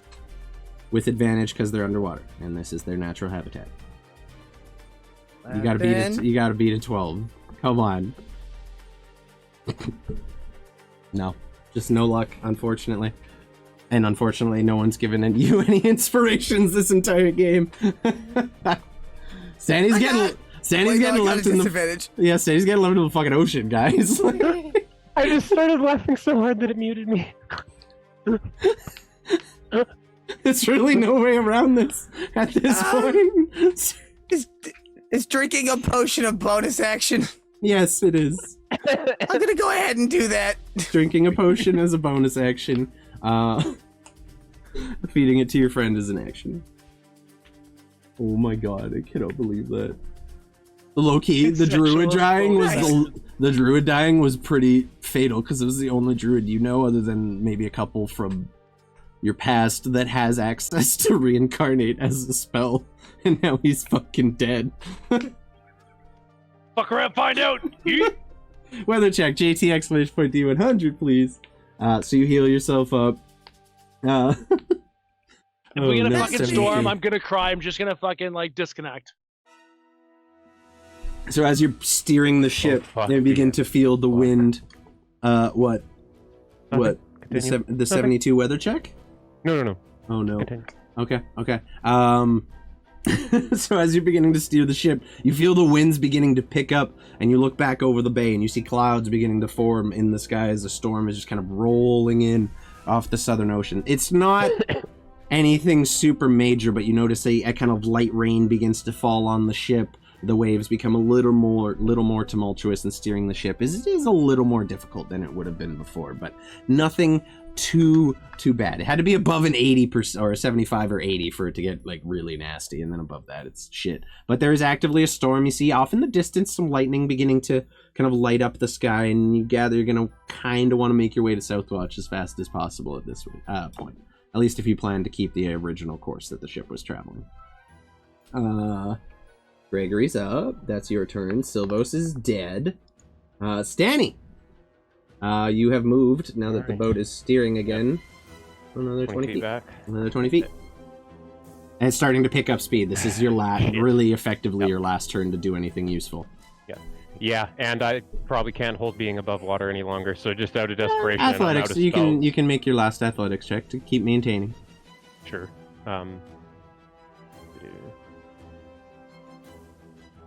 That one. Oh, yeah. Yep. You begin to sink below the waves. You feel your head go under the water. Just begin to fill your lungs. It doesn't affect you per se, and your hand's still barely sticking out. You have one last action before you sink to the bottom of the ocean. I'm just gonna kind of desperately like sweep my arm through the water to bring myself up, and I'm gonna throw the hammer at Mantuka. I'm gonna yeet the hammer. Okay. I'm out of spells. As you're struggling to fucking bring yourself out. It's going to be disadvantage, but you just all your strength try to throw the hammer towards Mantuka. So an attack at disadvantage, please. In the silence 21. of nature, where one will find true bliss. Gregory, you have advantage. 21. That's gonna hit you, I think, Mantuka. So as you're kind of like fucking steering the boat, you're focused very much. The top of your head just barely visible to Stanny from his angle. You're just steering, and you feel a bonk right off the back of your head as a shiny golden warhammer just onto the deck of the ship next to you. You actually only take 11 points because it's not a melee attack, and so no radiant and no extra thing from my aura of hate. Without the radiant damage, you don't have to save to not turn into a zombie, so that's useful. So just 11 points of bonk damage. It's 6. Halved, yeah, so 6 rounded up. As you feel a hammer just right into the back of your head and then clutter uselessly to the deck of the ship, and you look behind you as you see just the decrepit, rotting hand sink beneath the wave. Won't you fucking die already? One final time. A couple little bubbles trickle up from the last bits of oxygen just being expelled from the lungs that just had been filling the space. And then I'll punch a shark. Stanny begins to sink. Go ahead and punch a shark at disadvantage. Oh no. 14. I think that hits the shark. Gregory, Yep, okay, 10 points of bludgeoning. They have 22. Radiant. Okay, oh god. So 15. They have 22, so those two are fine. Those are the ones who haven't been hit. Are you punching these sharks with your hands? Just like dunk. Oh, you are too, you fucking smart bastard. Just punching the shit out of the heart. How far away is the coast? So, it's pretty far. And this bay is very notoriously too treacherous for undead to walk across. That's why it's been a natural defense against all these undead attacks. Yeah, that's it for Stanny. You just watch as Stanny's hand just disappears beneath the waves for the last time. Fucking the first mate, now captain, is going to walk up and stand next to you, Mantuka. Kind of looks you over, sees that you're handling everything okay. Good. Hold tight. To Southwatch. And he just kind of begins issuing orders to whatever crew is left. Someone begins kind of moving the body of the captain down below into the doctor's quarters, where you can have a quick look over the corpse and everything. That being said, Mantuka, your turn. So, are you proficient in boats, in water vehicles, and or hose? I am proficient in No, there's no accent. Land. I'm gonna say like 2 words. Land vehicles. Okay. So no proficiency. It's just straight up strength check then to just try and hold this boat steady on course as you guys are currently just beginning to enter some pretty tumultuous seas. Okay. Straight up strength. Mm-hmm. Not my best roll, DM. Not my best roll. I mean, 11 is enough. 10 was the minimum. Yeah. You're not moving particularly fast. I mean, the course is kind of like a little wobbly. You're not really like maintaining a true straight course on it, but you're doing your best with it, and gather you'll be at the safety of the Southwatch docks in probably about 20-30 minutes time or so. That being your turn, Gregory. You see Stanislav's hand just thunk beneath the waves. And then a flash of purple from As it disappears, you also see the hand appear one last time and just yeet a hammer towards Mantuka. And it kind of like flies end over end and just dunk right off his head. yeah, sorry, do I know that was Stanny's hammer? Oh yeah, you recognize the hammer, 100%. That was the warhammer that Stanny has been using this whole time. I'm gonna get the first mate to hold the wheel for a second. I'm gonna grab that and put that in my fucking pouch. You unfortunately, if you've taken your hands off the wheel for your turn, you will not be able to steer the ship, and you've already done that. No, that was gonna pass off to the first mate that was talking to me. Oh, he wasn't he was letting you steer. He literally said keep that going, and then was issuing orders to the rest of the crew. I will stare at the hammer longingly, and Gregory, you can do whatever you want. It's just kind of down on the lower decks, and you're just steering and like,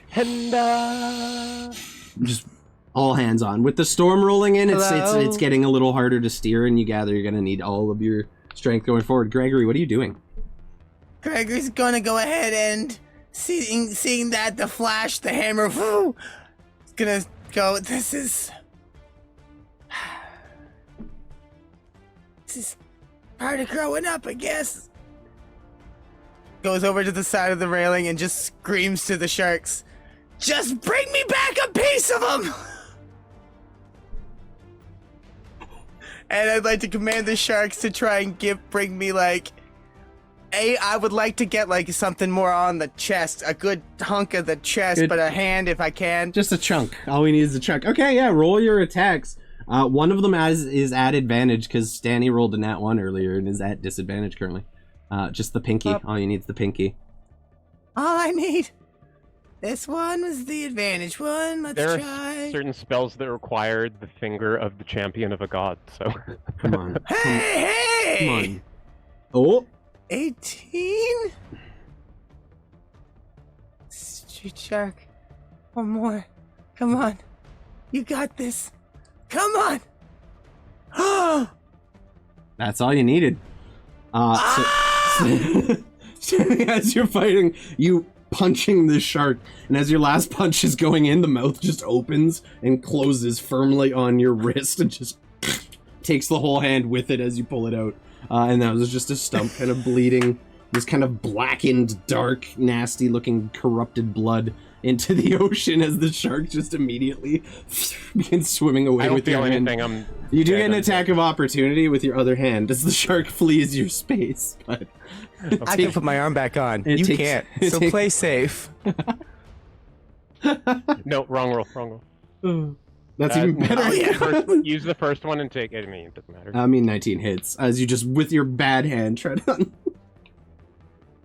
It still doesn't go over the 22. Oh, it does. Damn. So that one just poof poofs away, and the hand just begins floating in the water. You do have another shark. You can make a go for it if you want. He's just gonna get attacked. It's up to you. Punch him.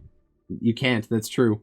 So the other shark just whips up and grabs it and swims away after the boat. And Stanny, you are left just sinking into the depths with one hand now, desperately trying to claw your way to the surface as you're just being rocked about in the current until you slowly begin sinking down and everything begins to calm. The storm, the tumultuous water above ends, and you just find yourself floating, sinking. Hello, darkness, my old friend. Gradually towards the blackness of the ocean below. Stanny, having seemingly, met his final fate once again in the Bay of Sorrows by sinking to the bottom of the ocean. What a familiar feeling this is.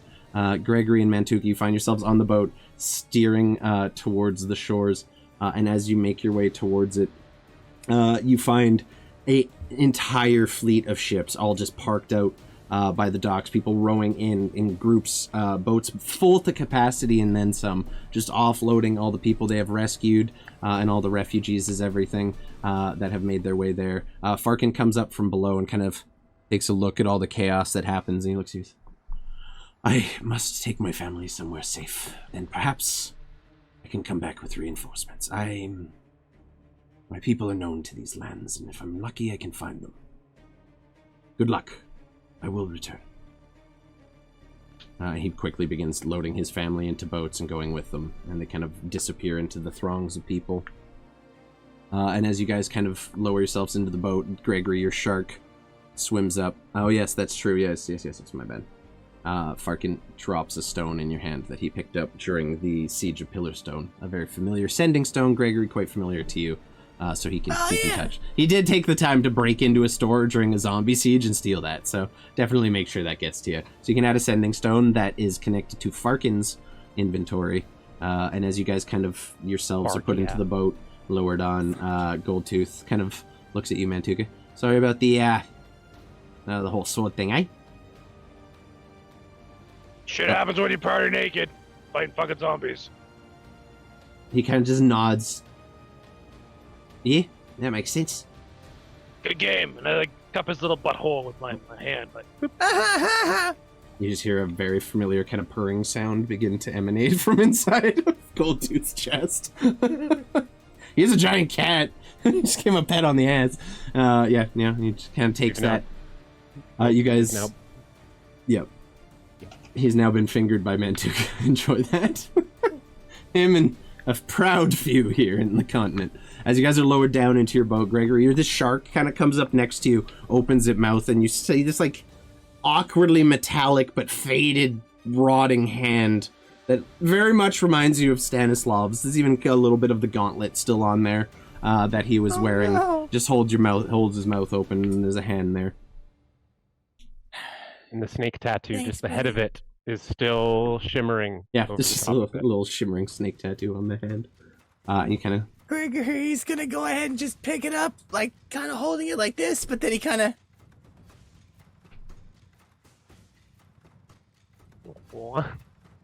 Okay. As you guys kind of... Just gonna sit there. Row towards the docks, along with the other small army of boats that have made their way here, you hold the hand close to you and hope that it's enough. And as you arrive at the docks, you all begin piling off the boat, and you find standing there, waiting for you. Very familiar figure. A man, kind of short, stout, long black hair, grizzly beard, and just shiny golden armor that has been polished new. You see the damage to the side of the face where the eye was once torn out has been more or less repaired. Next to him, you see a beautiful and familiar woman. Pale-skinned, long hair, Mantuka, very familiar to you. You see Sir JT the Just. Bitch! Mm-hmm. You see Sir JT the Just and his wife, the Lady Mulgrave, standing on the dockside, helping people make their way in, looking out expectantly towards the ships to see who has come in. You see his wife standing there with kind of a very nicely kind of lace-lined parasol protecting her from the light of the sun as she stands there next to her husband. And we're going to go to break now, and when we come back, we're going to have a very special guest joining us for the rest of the stream. So, we will see you guys in just a little bit. Thank you for sticking it out this long. Usually we don't go 2 hours before the break, but we're getting a little... The sessions are getting a little longer. So, we'll be back in 10 minutes, everybody, with a new special guest down here in the guest slot over there. Very excited. Cannot wait. And we'll catch you guys in 10. Don't go anywhere. It's only going to get cooler from here. See y'all in a bit.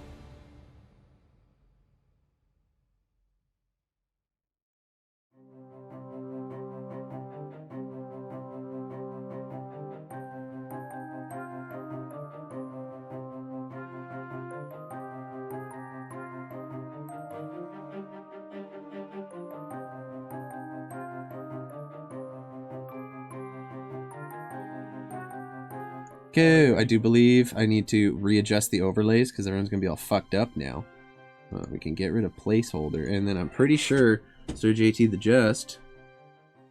Okay, that's good. Everyone's where they need to be. Let's go. All right, we're back, everybody. Everyone, welcome in our good friend, Sir JT the Just. Played as Just by Just JTB. He was nice enough to create an NPC, and then we kind of just went with it, and this NPC became a very important character in our campaign and remains so. Actually, off of what you put in your world, this was the redeem for you in putting me into the world. Oh, I had to add you, yeah, but it was named after you, which makes sense. So we also had the Lady Jenna coming in and kicking ass. Mm-hmm. Maybe we'll see her again at some point. But I hope so. That ass. Was that Matt and Jenna? Yeah. Yeah. Ah! I never knew that! Yeah, that's Jenna from Turk's Chat.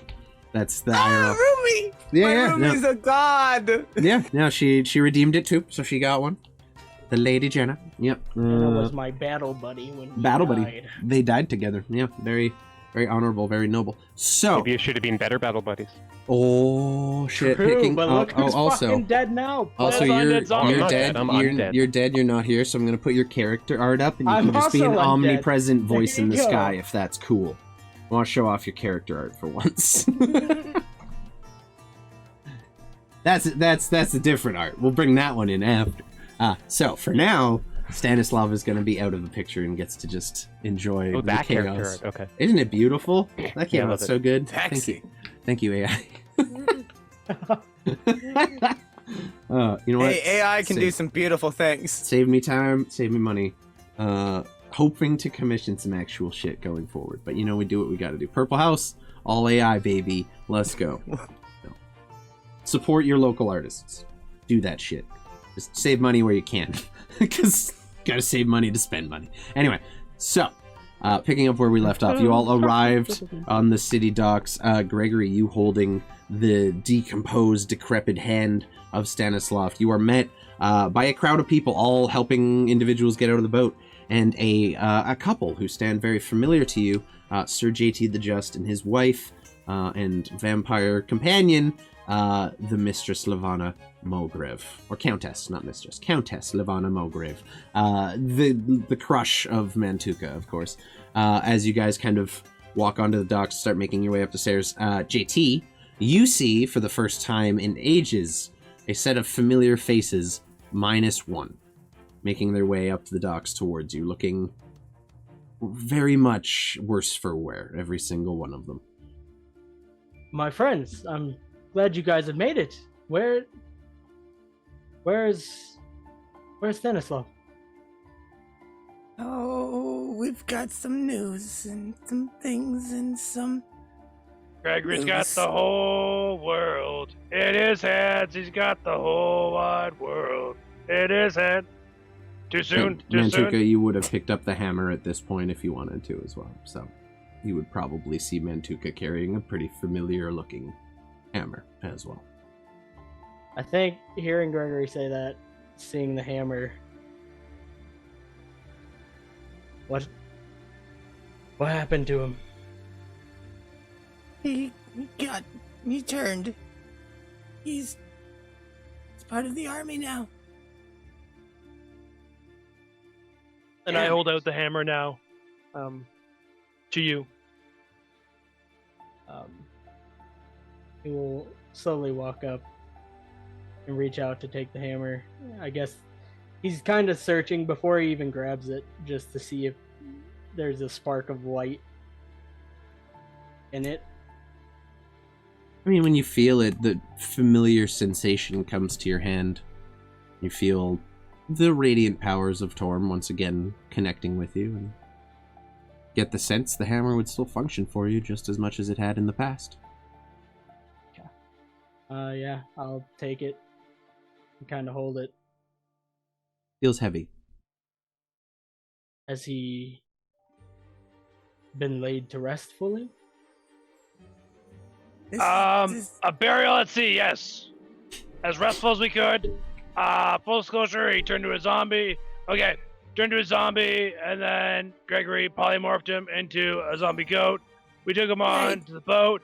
He tried to bite Gregory 3 times, so then I punted him, activating him into real zombie. And then I had to eat him, and then he's like, "Oh, I'm coming back up on your boat." And then I had to eat him again, and then sharks and hand, and here we are. Yeah.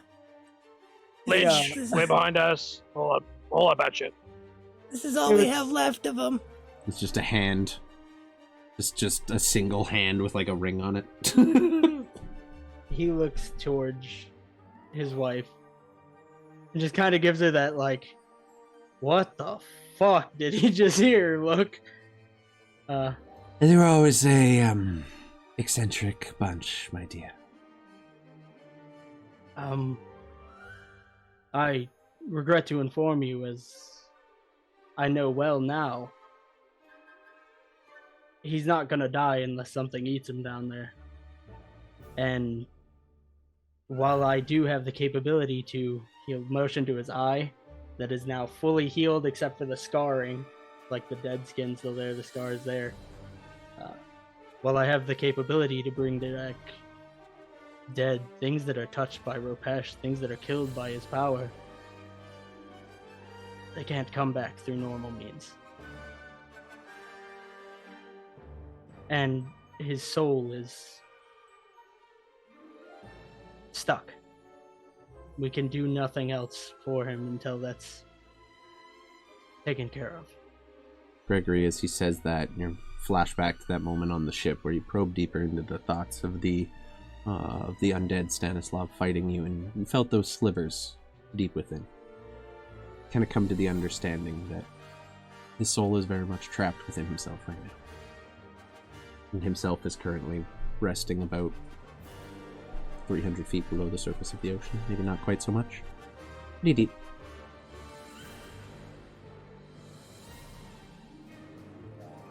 Greg just first he puts the hands were like his hands were out with the hand in it, and it just falls to his side, and then he kind of takes a knee, and then he just kind of sits down on the ground. I'm sorry, friend. We can save him, we have to exercise whatever is there, keeping him. And if he is truly at the bottom of the sea, well, that poses a problem.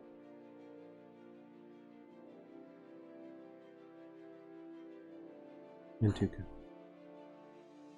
So Loki, I'm pretty sure I got bit by a zombie, and I'm gonna like kneel down. I'm like, can you like just use whatever healing power? Like, yeah, the guy in the sea, cool. He's not going anywhere right now. Can we like we just deal with this boil, or like, if I'm gonna turn into a zombie, just fucking kill me now. Like, I'm fucking done with this bullshit. You're that guy that goes up to the doctor at the party, like, I got this thing. I got this boil. Want to check this boil? You guys do look worse for wear, yes. And I will use. I'm so worse for all the wares. I'll use a 3rd level cure wounds on Mantuka. I should probably join the game so that beyond 20 works. Ah, yes, excellent. The join game. Yes. DM gets advantage. Thank you, Keith. Appreciate you. Hope the Overwatch is going good. Everybody, go show some love to Kayla. I think she's streaming Overwatch right now. Probably where we're going after this. A fantastic roll. Not I'm gonna lie to you. Great. What did it come You up heal with? for 18. Oof. Okay, 18 level 3. That seems underwhelming, but I appreciate you for everything you got. He's trying. He's trying. I get disadvantage. Okay. Says the Does that do barbarian who can't anything? cast spells. Shut up, Denny. Food safety Does that coming do in with that anything? equilibrium. I'm trying to get anti-zombified, motherfuckers. Does that do anything for the gangrenous wound? Yeah, you gather the infection was mostly beaten off by your body, and keeping the wound clean and tending to it normally is probably a safe way forward. You succeeded your constitution save on it. It was beaten off? Is that the term you use? With both hands. With both hands. Firmly but The gently. dead guy, again! Firmly but gently. Okay, I'm done. Sweet. I did say he gets to be an omnipresent voice. You did just kill him. You did just throw him into the ocean and left him to sink. What you're hearing now is your conscience, which feels guilty. Just another voice in the head. I love that I get advantage from Kayla because she shows clear favoritism, obviously, and then food safety counteracts that because she hates me. That's fair. Yin, yang, equilibrium. Apparently. That's just how it goes. I'm just also walk over and kneel down in front of Gregory. Mm-hmm. And put my hand on his shoulder as I cast the 3rd level Cure Wounds as well. Oh, I would back heals for you. Gregory doesn't notice or react at all, really. He's very much numb.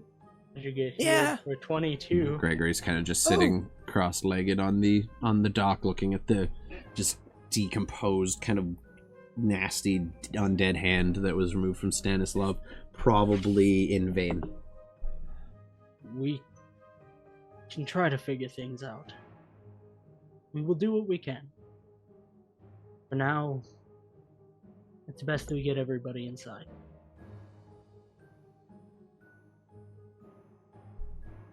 I don't know if we got a lot of time, but yeah, sure, let's go inside. Yeah, let's go. We've been fending off attacks, small ones. I'm assuming it'll take him time to set up some kind of point to attack from. I can only hope. We'll deal with it when it comes.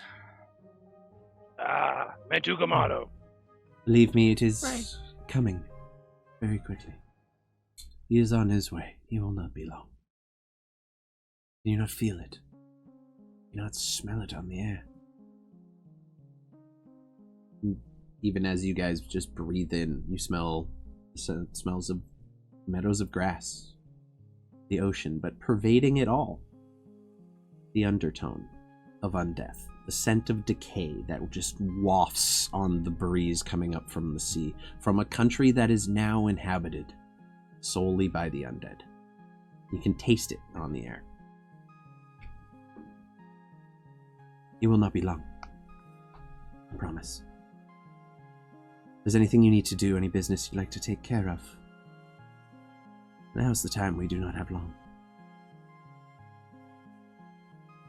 Is there anybody, when you said he transformed on the ship, from a goat?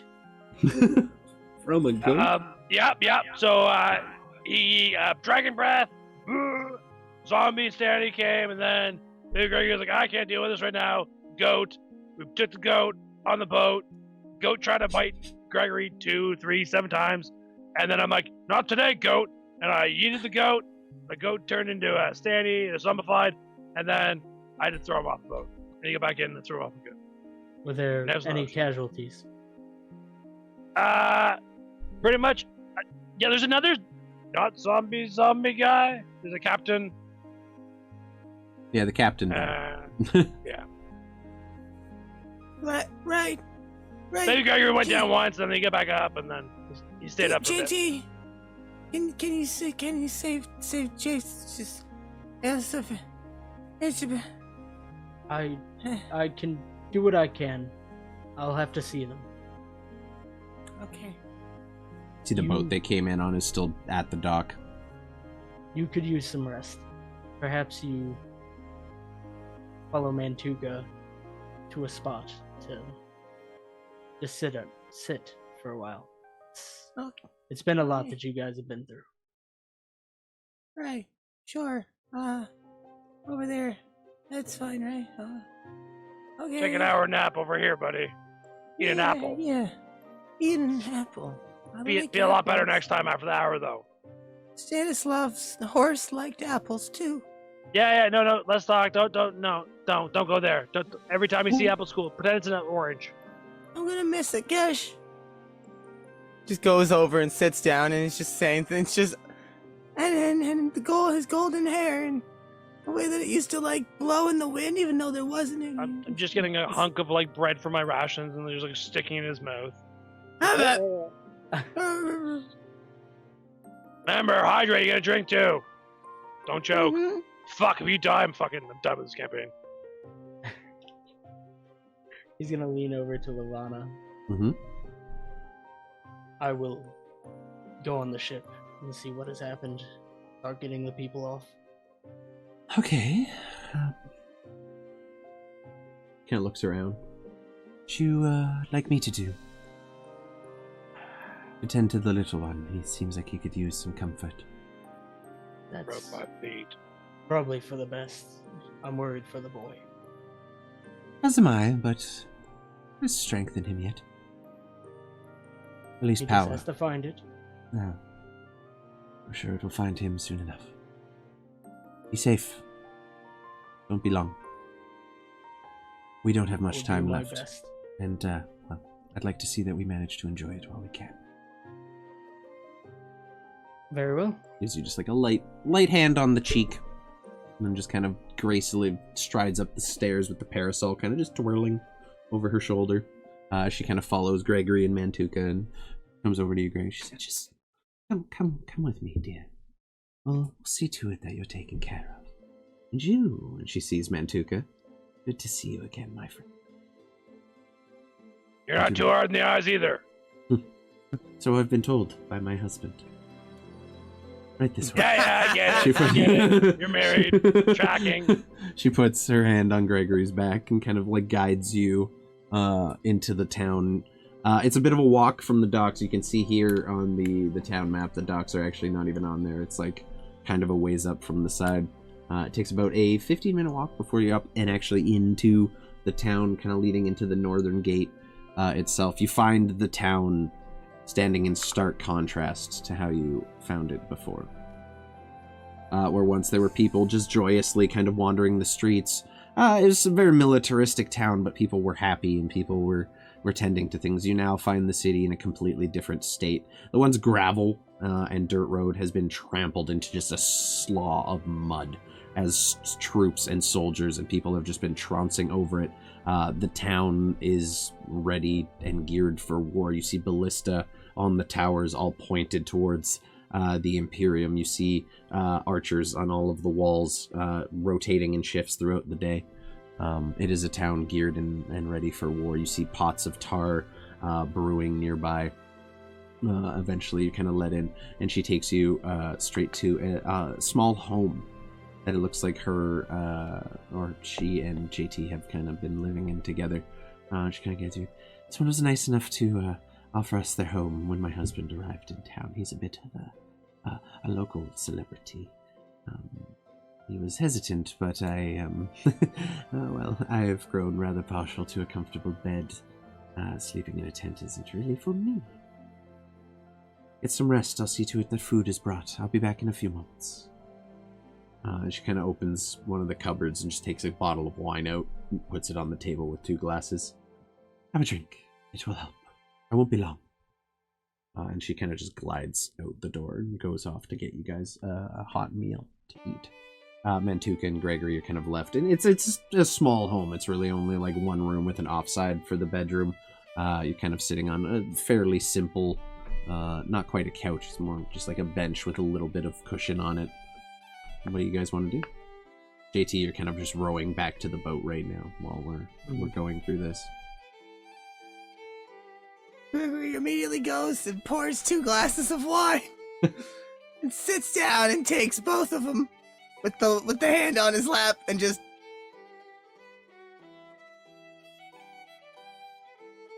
Well, Mantuka's gonna go up and grab the bottle, you savage, and fucking sit Yeah. over somewhere else with that.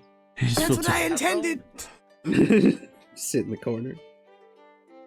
No, she's oh wait, sorry, I kick the other chair with my leg and I just kind of like I don't look at Mantuka, but I kind of, just it's like he was a good guy. He was a good guy. Unfortunately, like me, a lot of good guys die. It's survivors that have to pick up the pieces and we get the burden of remembering them. But we can't forget ourselves and what we're doing, because then we're going to end up that guy too. We grieve when there's time,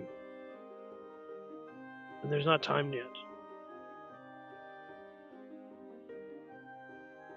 I just raise both the glasses over to you and I just go, to not being that guy. Not being that guy. Let's go. Thank you for the subs, Tsunami. 24 months. 2 years. 2 whole years. 2 whole years. Tsunami been around since like the start. Thank you Too many very more much campaigns. from the bottom of my heart. I appreciate you supporting me for this long. Truly, truly, truly, you are the best. Everyone go show some love to our boy Stormy. I'm sorry if I don't seem super enthusiastic. I'm feeling a little emotional right now. That's okay. I appreciate you so much. This is hurting my soul. So we leave Gregory and Mantuka kind of sharing that moment together in the small home that they've been left to. I rolled, and with the disadvantage and advantage canceling out, it was a 7 for her to find you guys a hot meal. She comes back about 10 minutes later with just some flavorless oatmeal, basically just straight up gruel, but it's hot and it's fairly fresh. This was all I could find. I'm sorry. I believe all of the rations have been mostly taken up and everything is being strictly monitored now. I'm sorry. I hope that's As enough. long as you're making it, it's all that matters. It's made with love. For your husband, I get it. I haven't cooked in centuries, my dear. Yeah, I get it. Love husband. Please. I don't cook, I don't clean, but let me tell you how I got this ring. I'm all ears. There's something about vampire sucking. There's a joke in there somewhere. I don't need to make it. Y'all can come up with that. Gobble me, swallow me. Oh no. Meanwhile, while you guys are served your gruel, JT are rowed over to the current. A fairly simple and mundane looking ship with very plain sails that have kind of been lowered. And it's just kind of sitting at anchor in the Bay of Sorrows currently.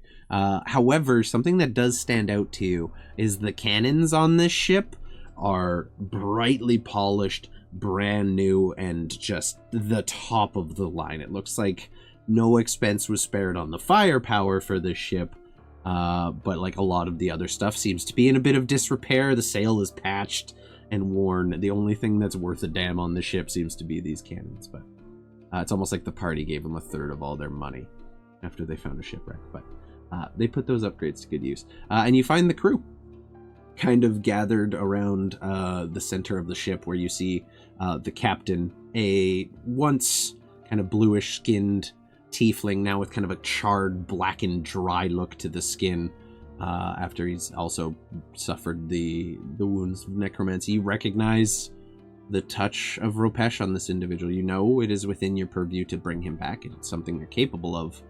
But you do know that once touched by Ropesh, even after being cleansed and your soul returning to you, that there is always traces. And you're brought back to a familiar sense of yourself at this point, knowing what the consequences of having been touched by the magic of Ropesh and then having resurrection magic used on you.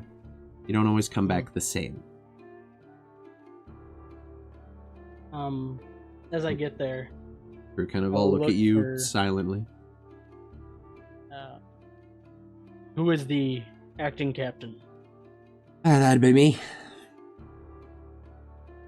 You see a How many kind of people are still black here? furred tabaxi with braids and gold just all over, decked, blinged out head to toe, a golden shiny tooth.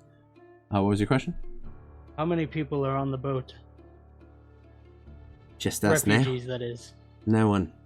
We got everyone Very off. well. Just us and the captain. He Was kind this of the only gestures. casualty?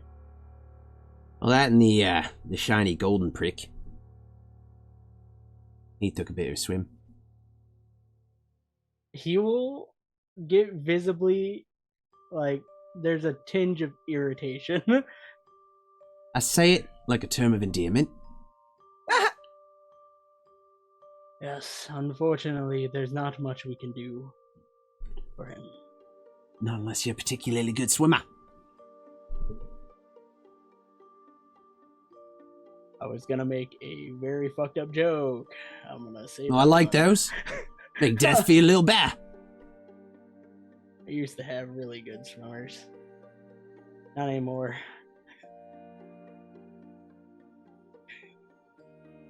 Really? That's the best you could do? Promise me dark. It was. Promise me great. Low hanging fruit. I didn't promise dark. I said fucked up, as in weird. I'm just saying. You got my expectations up and you didn't deliver. Sorry, this is not the time for jokes. Okay. That's what his wife says. The captain's dead. Perfect time for jokes, really. Just Fair. like, you know, If that's good how you're ones. getting by, I suppose. I do have an offer. I don't know how close he was to you or what your relationship on this ship was, but I can bring him back. Can you? It will be costly on my end. I would not charge you. But To be there's honest, no we got the guarantee. money. See that little fucker there? And you look at this tiny automaton robot. Been robbing people blind for months. And the little automaton will look up. But I will not part with any of it. All right. Maybe you would be fitting the bill then, eh? That is It's fair. all for me. When a player has 2 character NPCs in the campaign. Who am I? I should just have like cardboard cutouts of their faces. Just Do half this face as one, half this face as the other, and just switch between the two. but, Anyway, carrying on. Sorry. I'm Kevin, and now I'm Jim. Now I'm Kevin. Now I'm Jim. Roleplay. best case scenario, he turns out like me. I'm sure it's not gone past your vision that I am not living, per se. Who am I to judge? Worst case scenario, he is still controlled. Oh, Cannot guarantee one way or the other. he's pretty dead right now. Fair. If you would like for me to, I can try to resurrect. As How I much? said. Well, he's gonna start reaching into a pouch that he keeps as he pulls out a big ass diamond. That they're shipmen and pirates. They probably recognize that. It's probably around 1,000. Mm-hmm. Yeah. Or- I just need to use this. All right. It'll take time. Looks at the little robot. Go down below. Get a little something extra. Not gonna let you foot the bill yourself. Bap kind of starts to speak up. He's like, now. Just kind of snarls the one gold tooth at him. I was so close to getting closer to Captain. Unfortunate. He Maybe goes next time. downstairs. Descends into the decks below. You hear the rummaging through metal beneath and just some like light grumblings to himself. And he comes It will back up take eventually time. and gives you 200 or 500 gold pieces to cover half the cost. And he's gonna be a little sluggish upon returning, at least for a few days. Being raised from the dead takes a toll. It probably doesn't feel very good, does it? If you clear the way, I will get to work. All right, everybody, take a step back. Everyone kind of takes a couple paces, but are hesitant to leave the captain's side. They all For the next still stay. hour, I'm gonna cast Resurrection. Oh shit. Okay, yeah, absolutely doable. Yes, you just begin channeling the cast. Kind of golden light begins bathing over the captain's body from the sky. You feel your connection to your god growing strong once more. The hammer in your hand feels more familiar and feels good, comfortable. And you kind of hold that in front of your chest as you sit there with your eyes closed, praying, channeling this spell, and damn. That is a high level spell, my dude. Yep. Yeah, it is. Oh my god. So then you watch as Silvos, the captain of the ship, his kind of green dreadlocks that have just been splayed out over the table kind of begin to drag up against it as his eyes open, and he kind of slowly begins to sit up. You see no change in the skin color or anything like that. His jaw still kind of hangs off awkwardly at an angle as if he was hit there very hard by someone. The right side of his body has a bit of a dip to it, but has mostly healed, and his skin is still this kind of cracked blackish color. But a little bit of color, a little bit of that blue returns to it. He sits up and kind of looks around and then begins coughing and spits up just like a fairly decent chunk of what looks like a kind of blackish ichor and bile, and he just kind of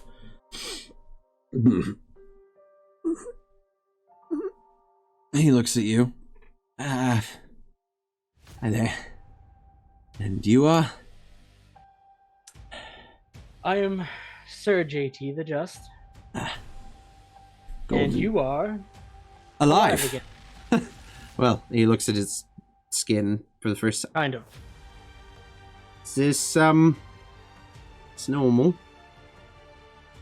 Unfortunately, for those touched by Ropesh, like you and me, yes. I wasn't touched by Ropesh, I was touched by a big fucking hammer. Wielded by that shiny gold bastard. Where the fuck did he get off to? I've got a couple words for him. A dip. Like he's getting cleaned up, he's having a bath?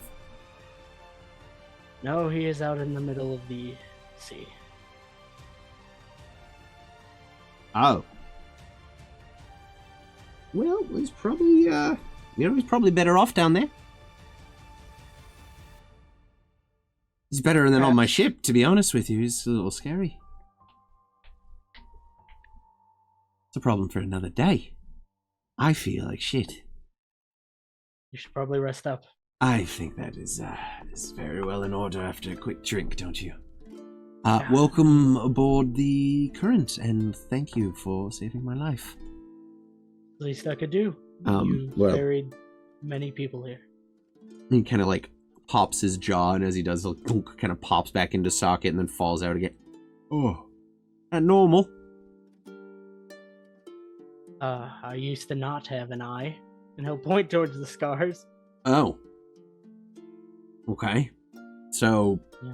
Is that like a checkup in 2 months kind of situation, or can we remedy this right now? It just keeps popping every time he moves it. It just like and pops weirdly back into place. If your symptoms persist for more than 6 months, seek consultation with your doctor. I would need rest before I could reattach things. Safe to say we've got bigger problems right about now. I can deal with a sore jaw for a couple days.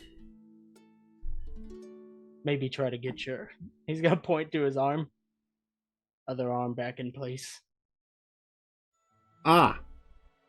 Well, unfortunately we did lose our doctor, so we're going to have to look around somewhere else for that. But I'll be sure to get it dealt with. In the meantime, I'm gonna go get some sleep. Welcome aboard.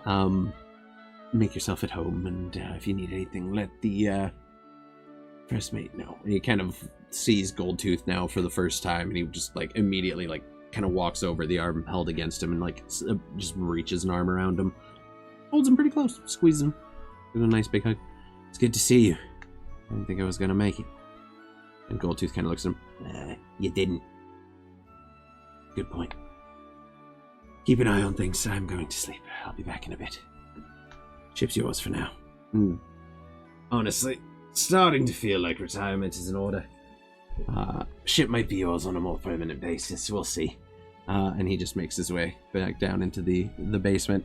Just quite, like, he's just limping. He's very sore. He's looking pretty worse for wear. But he is effectively alive once more. I roll a perception check, not for JT the Just, For FAP? for hearing that. Yes. You want to roll a FAP check? Go ahead. Yes, I wanna roll a Go FAP ahead. check, please. FAP check. Natural 12, I believe he had a +3, so 15. Okay. Probably hears the discussion going on. Do with that information what you will. You hear from down below.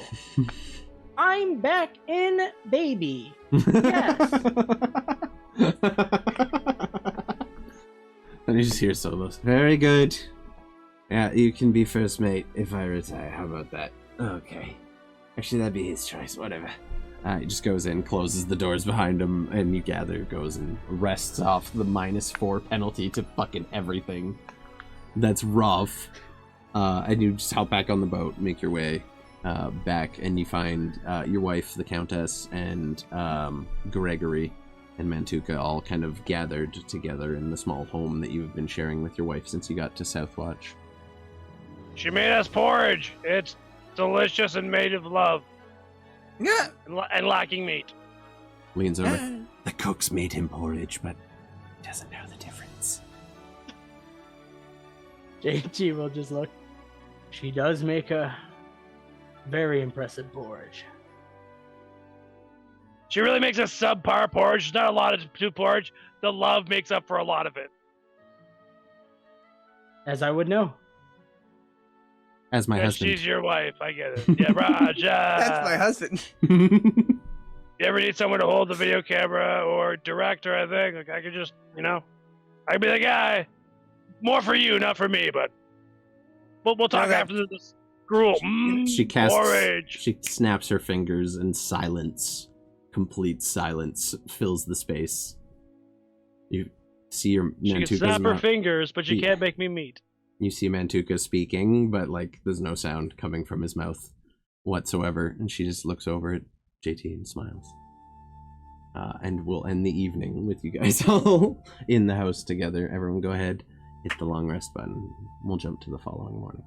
So, you awaken the next morning, having not recovered fully from the ordeal, perhaps emotionally at least. But you are awake, you are alive, most of you. Silvos has been brought back from the dead, and JT and his wife have graciously invited you into their home. As you kind of wake up, you hear the sound of a bell ringing, not in panic, as so many have rung in the last few days, but just as a general signaling. And you hear kind of yelling from the ramparts, "Ships to the west! Ships on the western beaches!" Just people kind of shouting this message back and forth to each other. And you all kind of make your way, go up the stairs to the walls, and as you overlook into the Imperium, you see a bright sun kind of just rising over the Incendus mountain range to the east. Kind of just looking out that way. And as you look west, just barely being illuminated by the night sky, or by the morning sun, sorry, you see a small fleet of ships, all with unfamiliar colors. Not Imperium, not any Eldresian sail you've ever seen. I want everyone to roll me a history check, please. Taylor.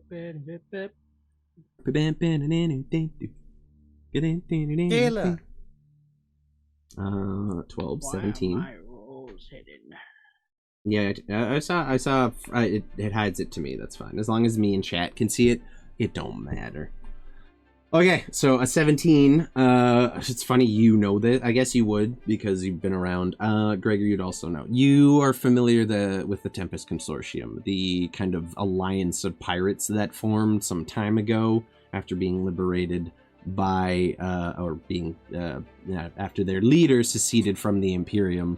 And basically took the fleet for himself and took the entire southern island chain, made it a stronghold. These are very much their ships. You recognize the kind of bright blue sail with the insignia of the consortium across it, which is just a silhouette of ships kind of silhouetted against a horizon on kind of a very plain-looking ocean. And you see these ships all docked and boats just rowing ashore from them. And you see people kind of beginning to run, and the ramparts filling more and more. And you watch as groups of people begin to file off of the boats. More and more. Dozens, hundreds. And you watch them all making their way towards the gates of Southwatch, which are closed. And at the head of them, you see a very familiar individual. Purple skin, long horns, similar to that of Stanislav. And you see kind of in his arm a very, very battle-worn, very much wounded Elder Druhilla, Ilsar. One arm completely missing, just held in Ilsevir's arms as Ilsevir leads him towards you at the head of this group. And it seems that there were some survivors from the western side of Lysia after all. As you watch, as any number of individuals you left on the western side, the entire Druhilla family, minus the daughter Yuria, who unfortunately passed, you see a pair of minotaurs making their way up with them. One of them, the chieftain's son, making his way up the beach towards everyone else. You see some more of your allies. Unfortunately, you do not see Steel among the group. Mantuka. Son of a bitch! I'm sorry. God is a female! You rolled so badly. I'm sorry. I did. I really did. You look as these allies, your friends and family members who have returned from Lysia, make their way up to the gate and are stopped dead by the gate that has been closed. And you look up, you look down at Ilsevir, the Elder Druhilla, and he kind of looks up. Ilsar, if you don't mind, it's been a damn difficult few days, and we are all in need of rest and food. Please open the gates. Ilsevir, you find yourself once again barred by these gates here. The gates have not moved. They seem closed fast. You see a guard looking down. We're told not to open for anybody.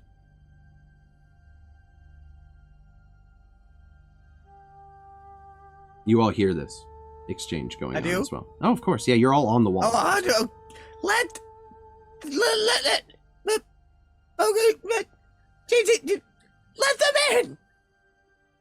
them in. Apologize. You're not the one who gives me orders. I was told to keep this gate closed, and closed is where I'm going to keep it.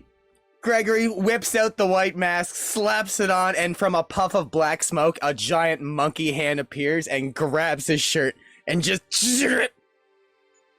Roll me an intimidation check using the monkey strength as a modifier instead of charisma. This is a monkey being physically imposing. Monkey! Great babe, Gregory. Basically, roll a strength check would probably do the trick, to be honest with you. Ha! Natural. Okay. Ook, motherfucker!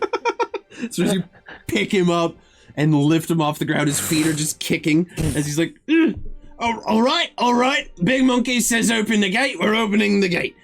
Open the gate! And you see some of the other soldiers very, very much confused.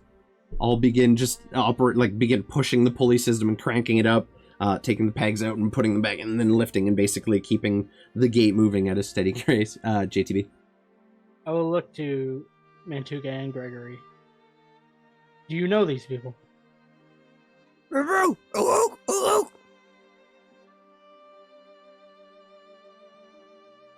Very well.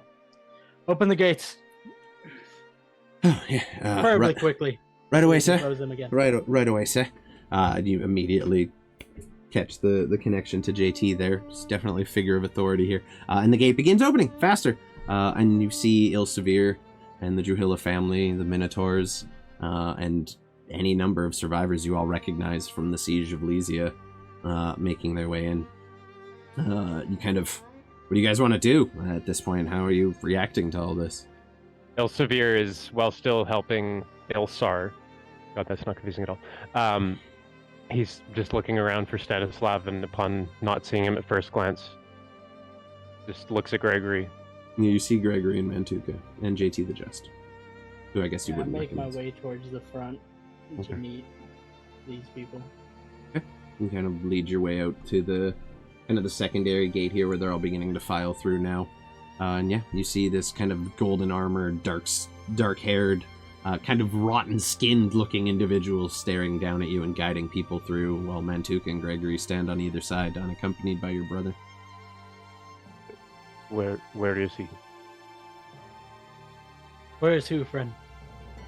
Gregory, yeah, this one. And I'm gonna walk by them and go to check on the other Minotaurs. Okay, just immediately shove past Severe. I'm done explaining this story. It always makes me look bad. You find just two. The chieftain's son, whose name is, I do not have the notes in front of me. I do believe we went over it's It's something. Durka. Durka, yeah. Murder. Okay. Yeah, Durka. Durka. Durka. You kind of acknowledge. You see him also grievously wounded, but mostly patched up at this point.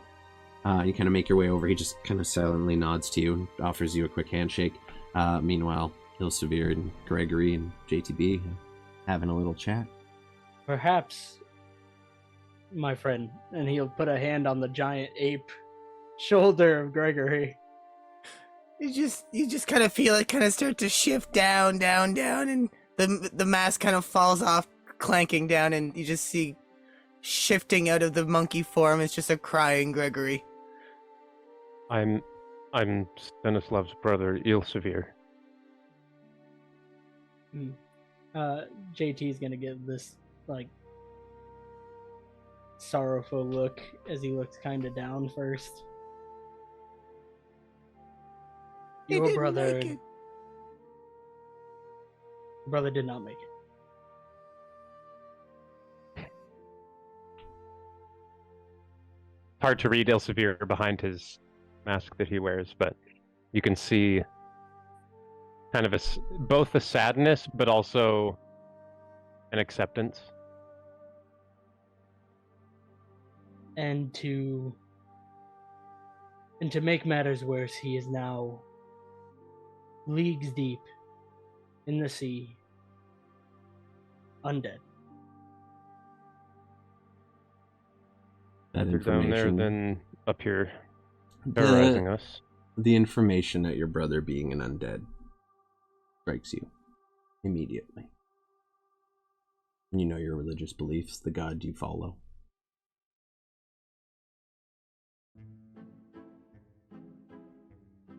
Is he still in there?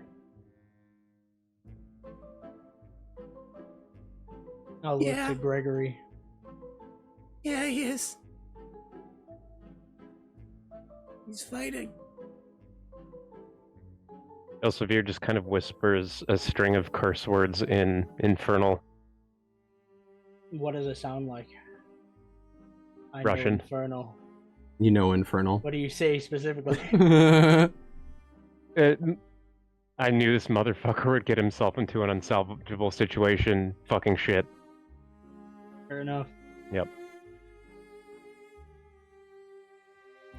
There is very little we can do for him in our current condition.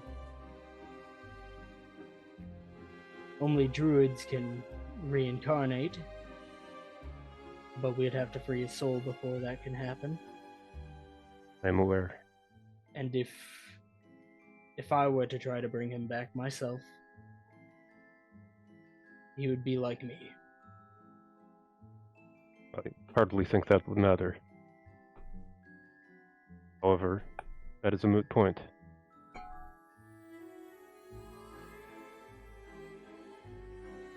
I'm sorry for your loss.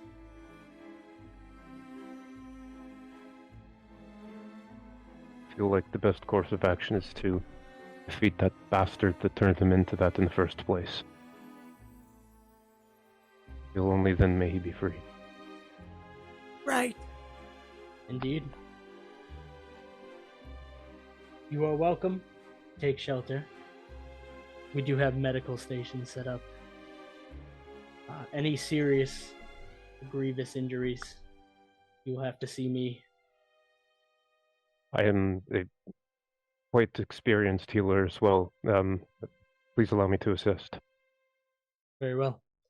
We can Same. use all the help we can get. Very well. Gregory goes into the box and just gingerly takes out. It's been wrapped in like purple and red fabrics really nicely. It's almost like all folded. I'm just gonna hand it to you. clicks what it is.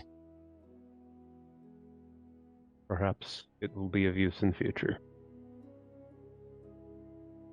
It's kind of pats you on the side, and on the head.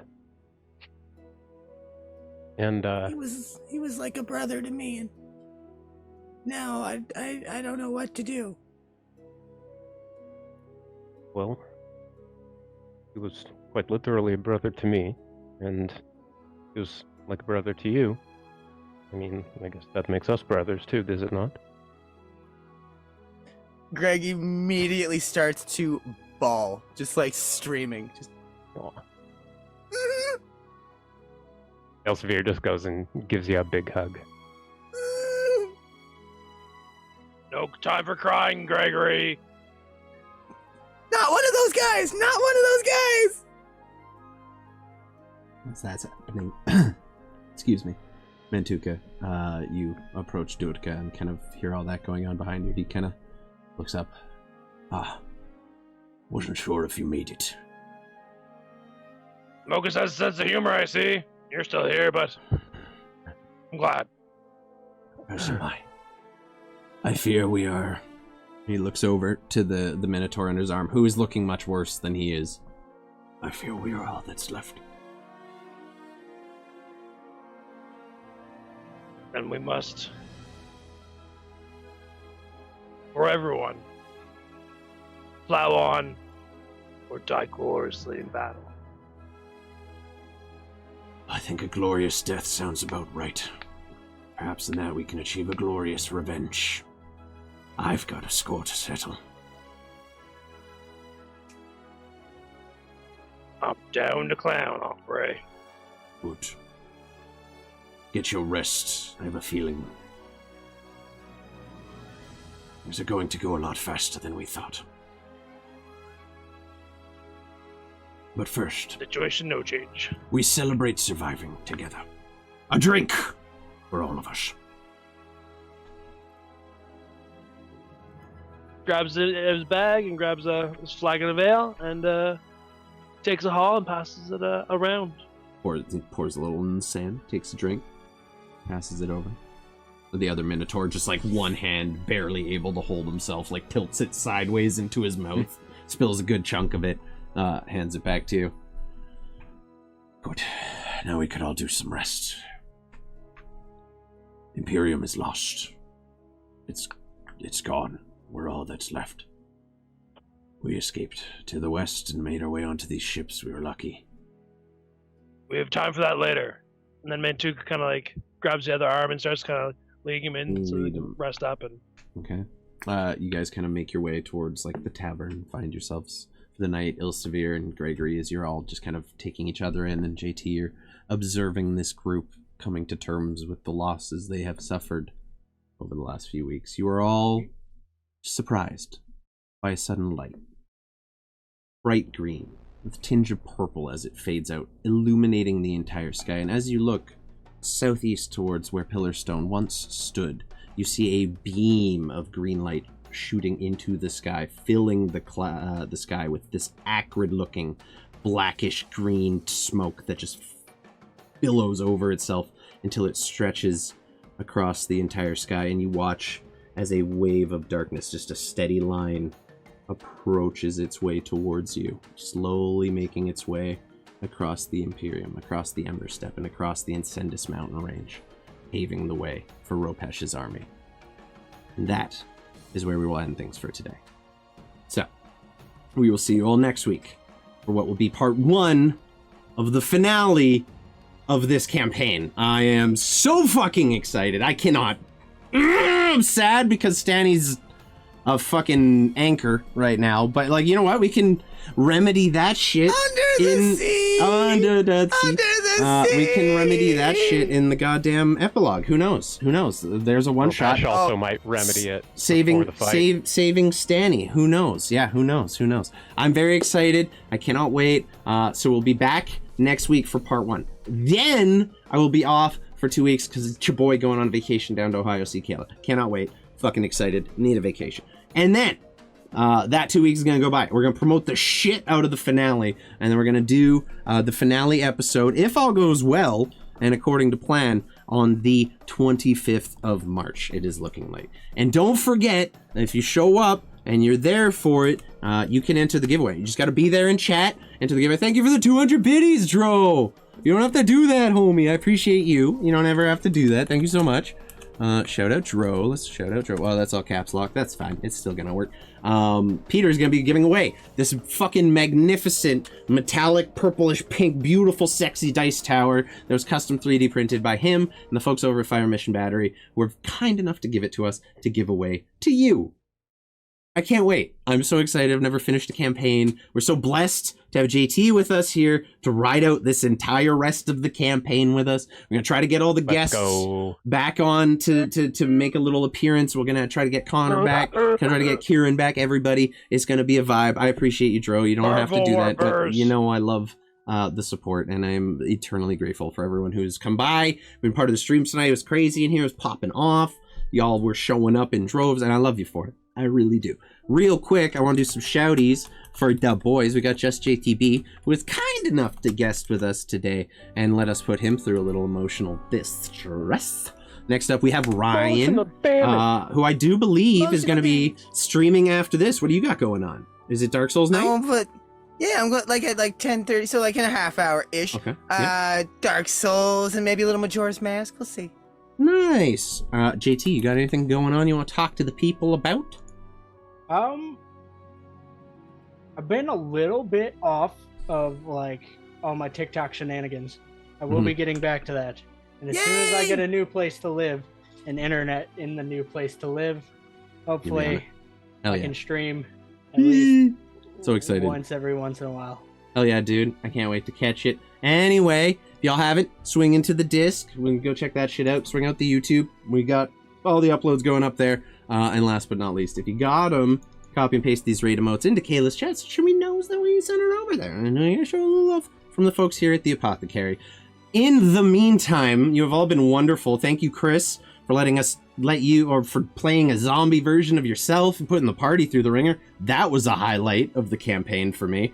Yeeting you into the ocean is definitely one of the funniest things that's ever happened. So, we will be back next week for part 1 of the finale. We'll see you then. In the meantime, I have been Rusty. These have been my friends, and you all have been awesome. I cannot wait to finish out this campaign with all of you. We'll see you next week. Bye.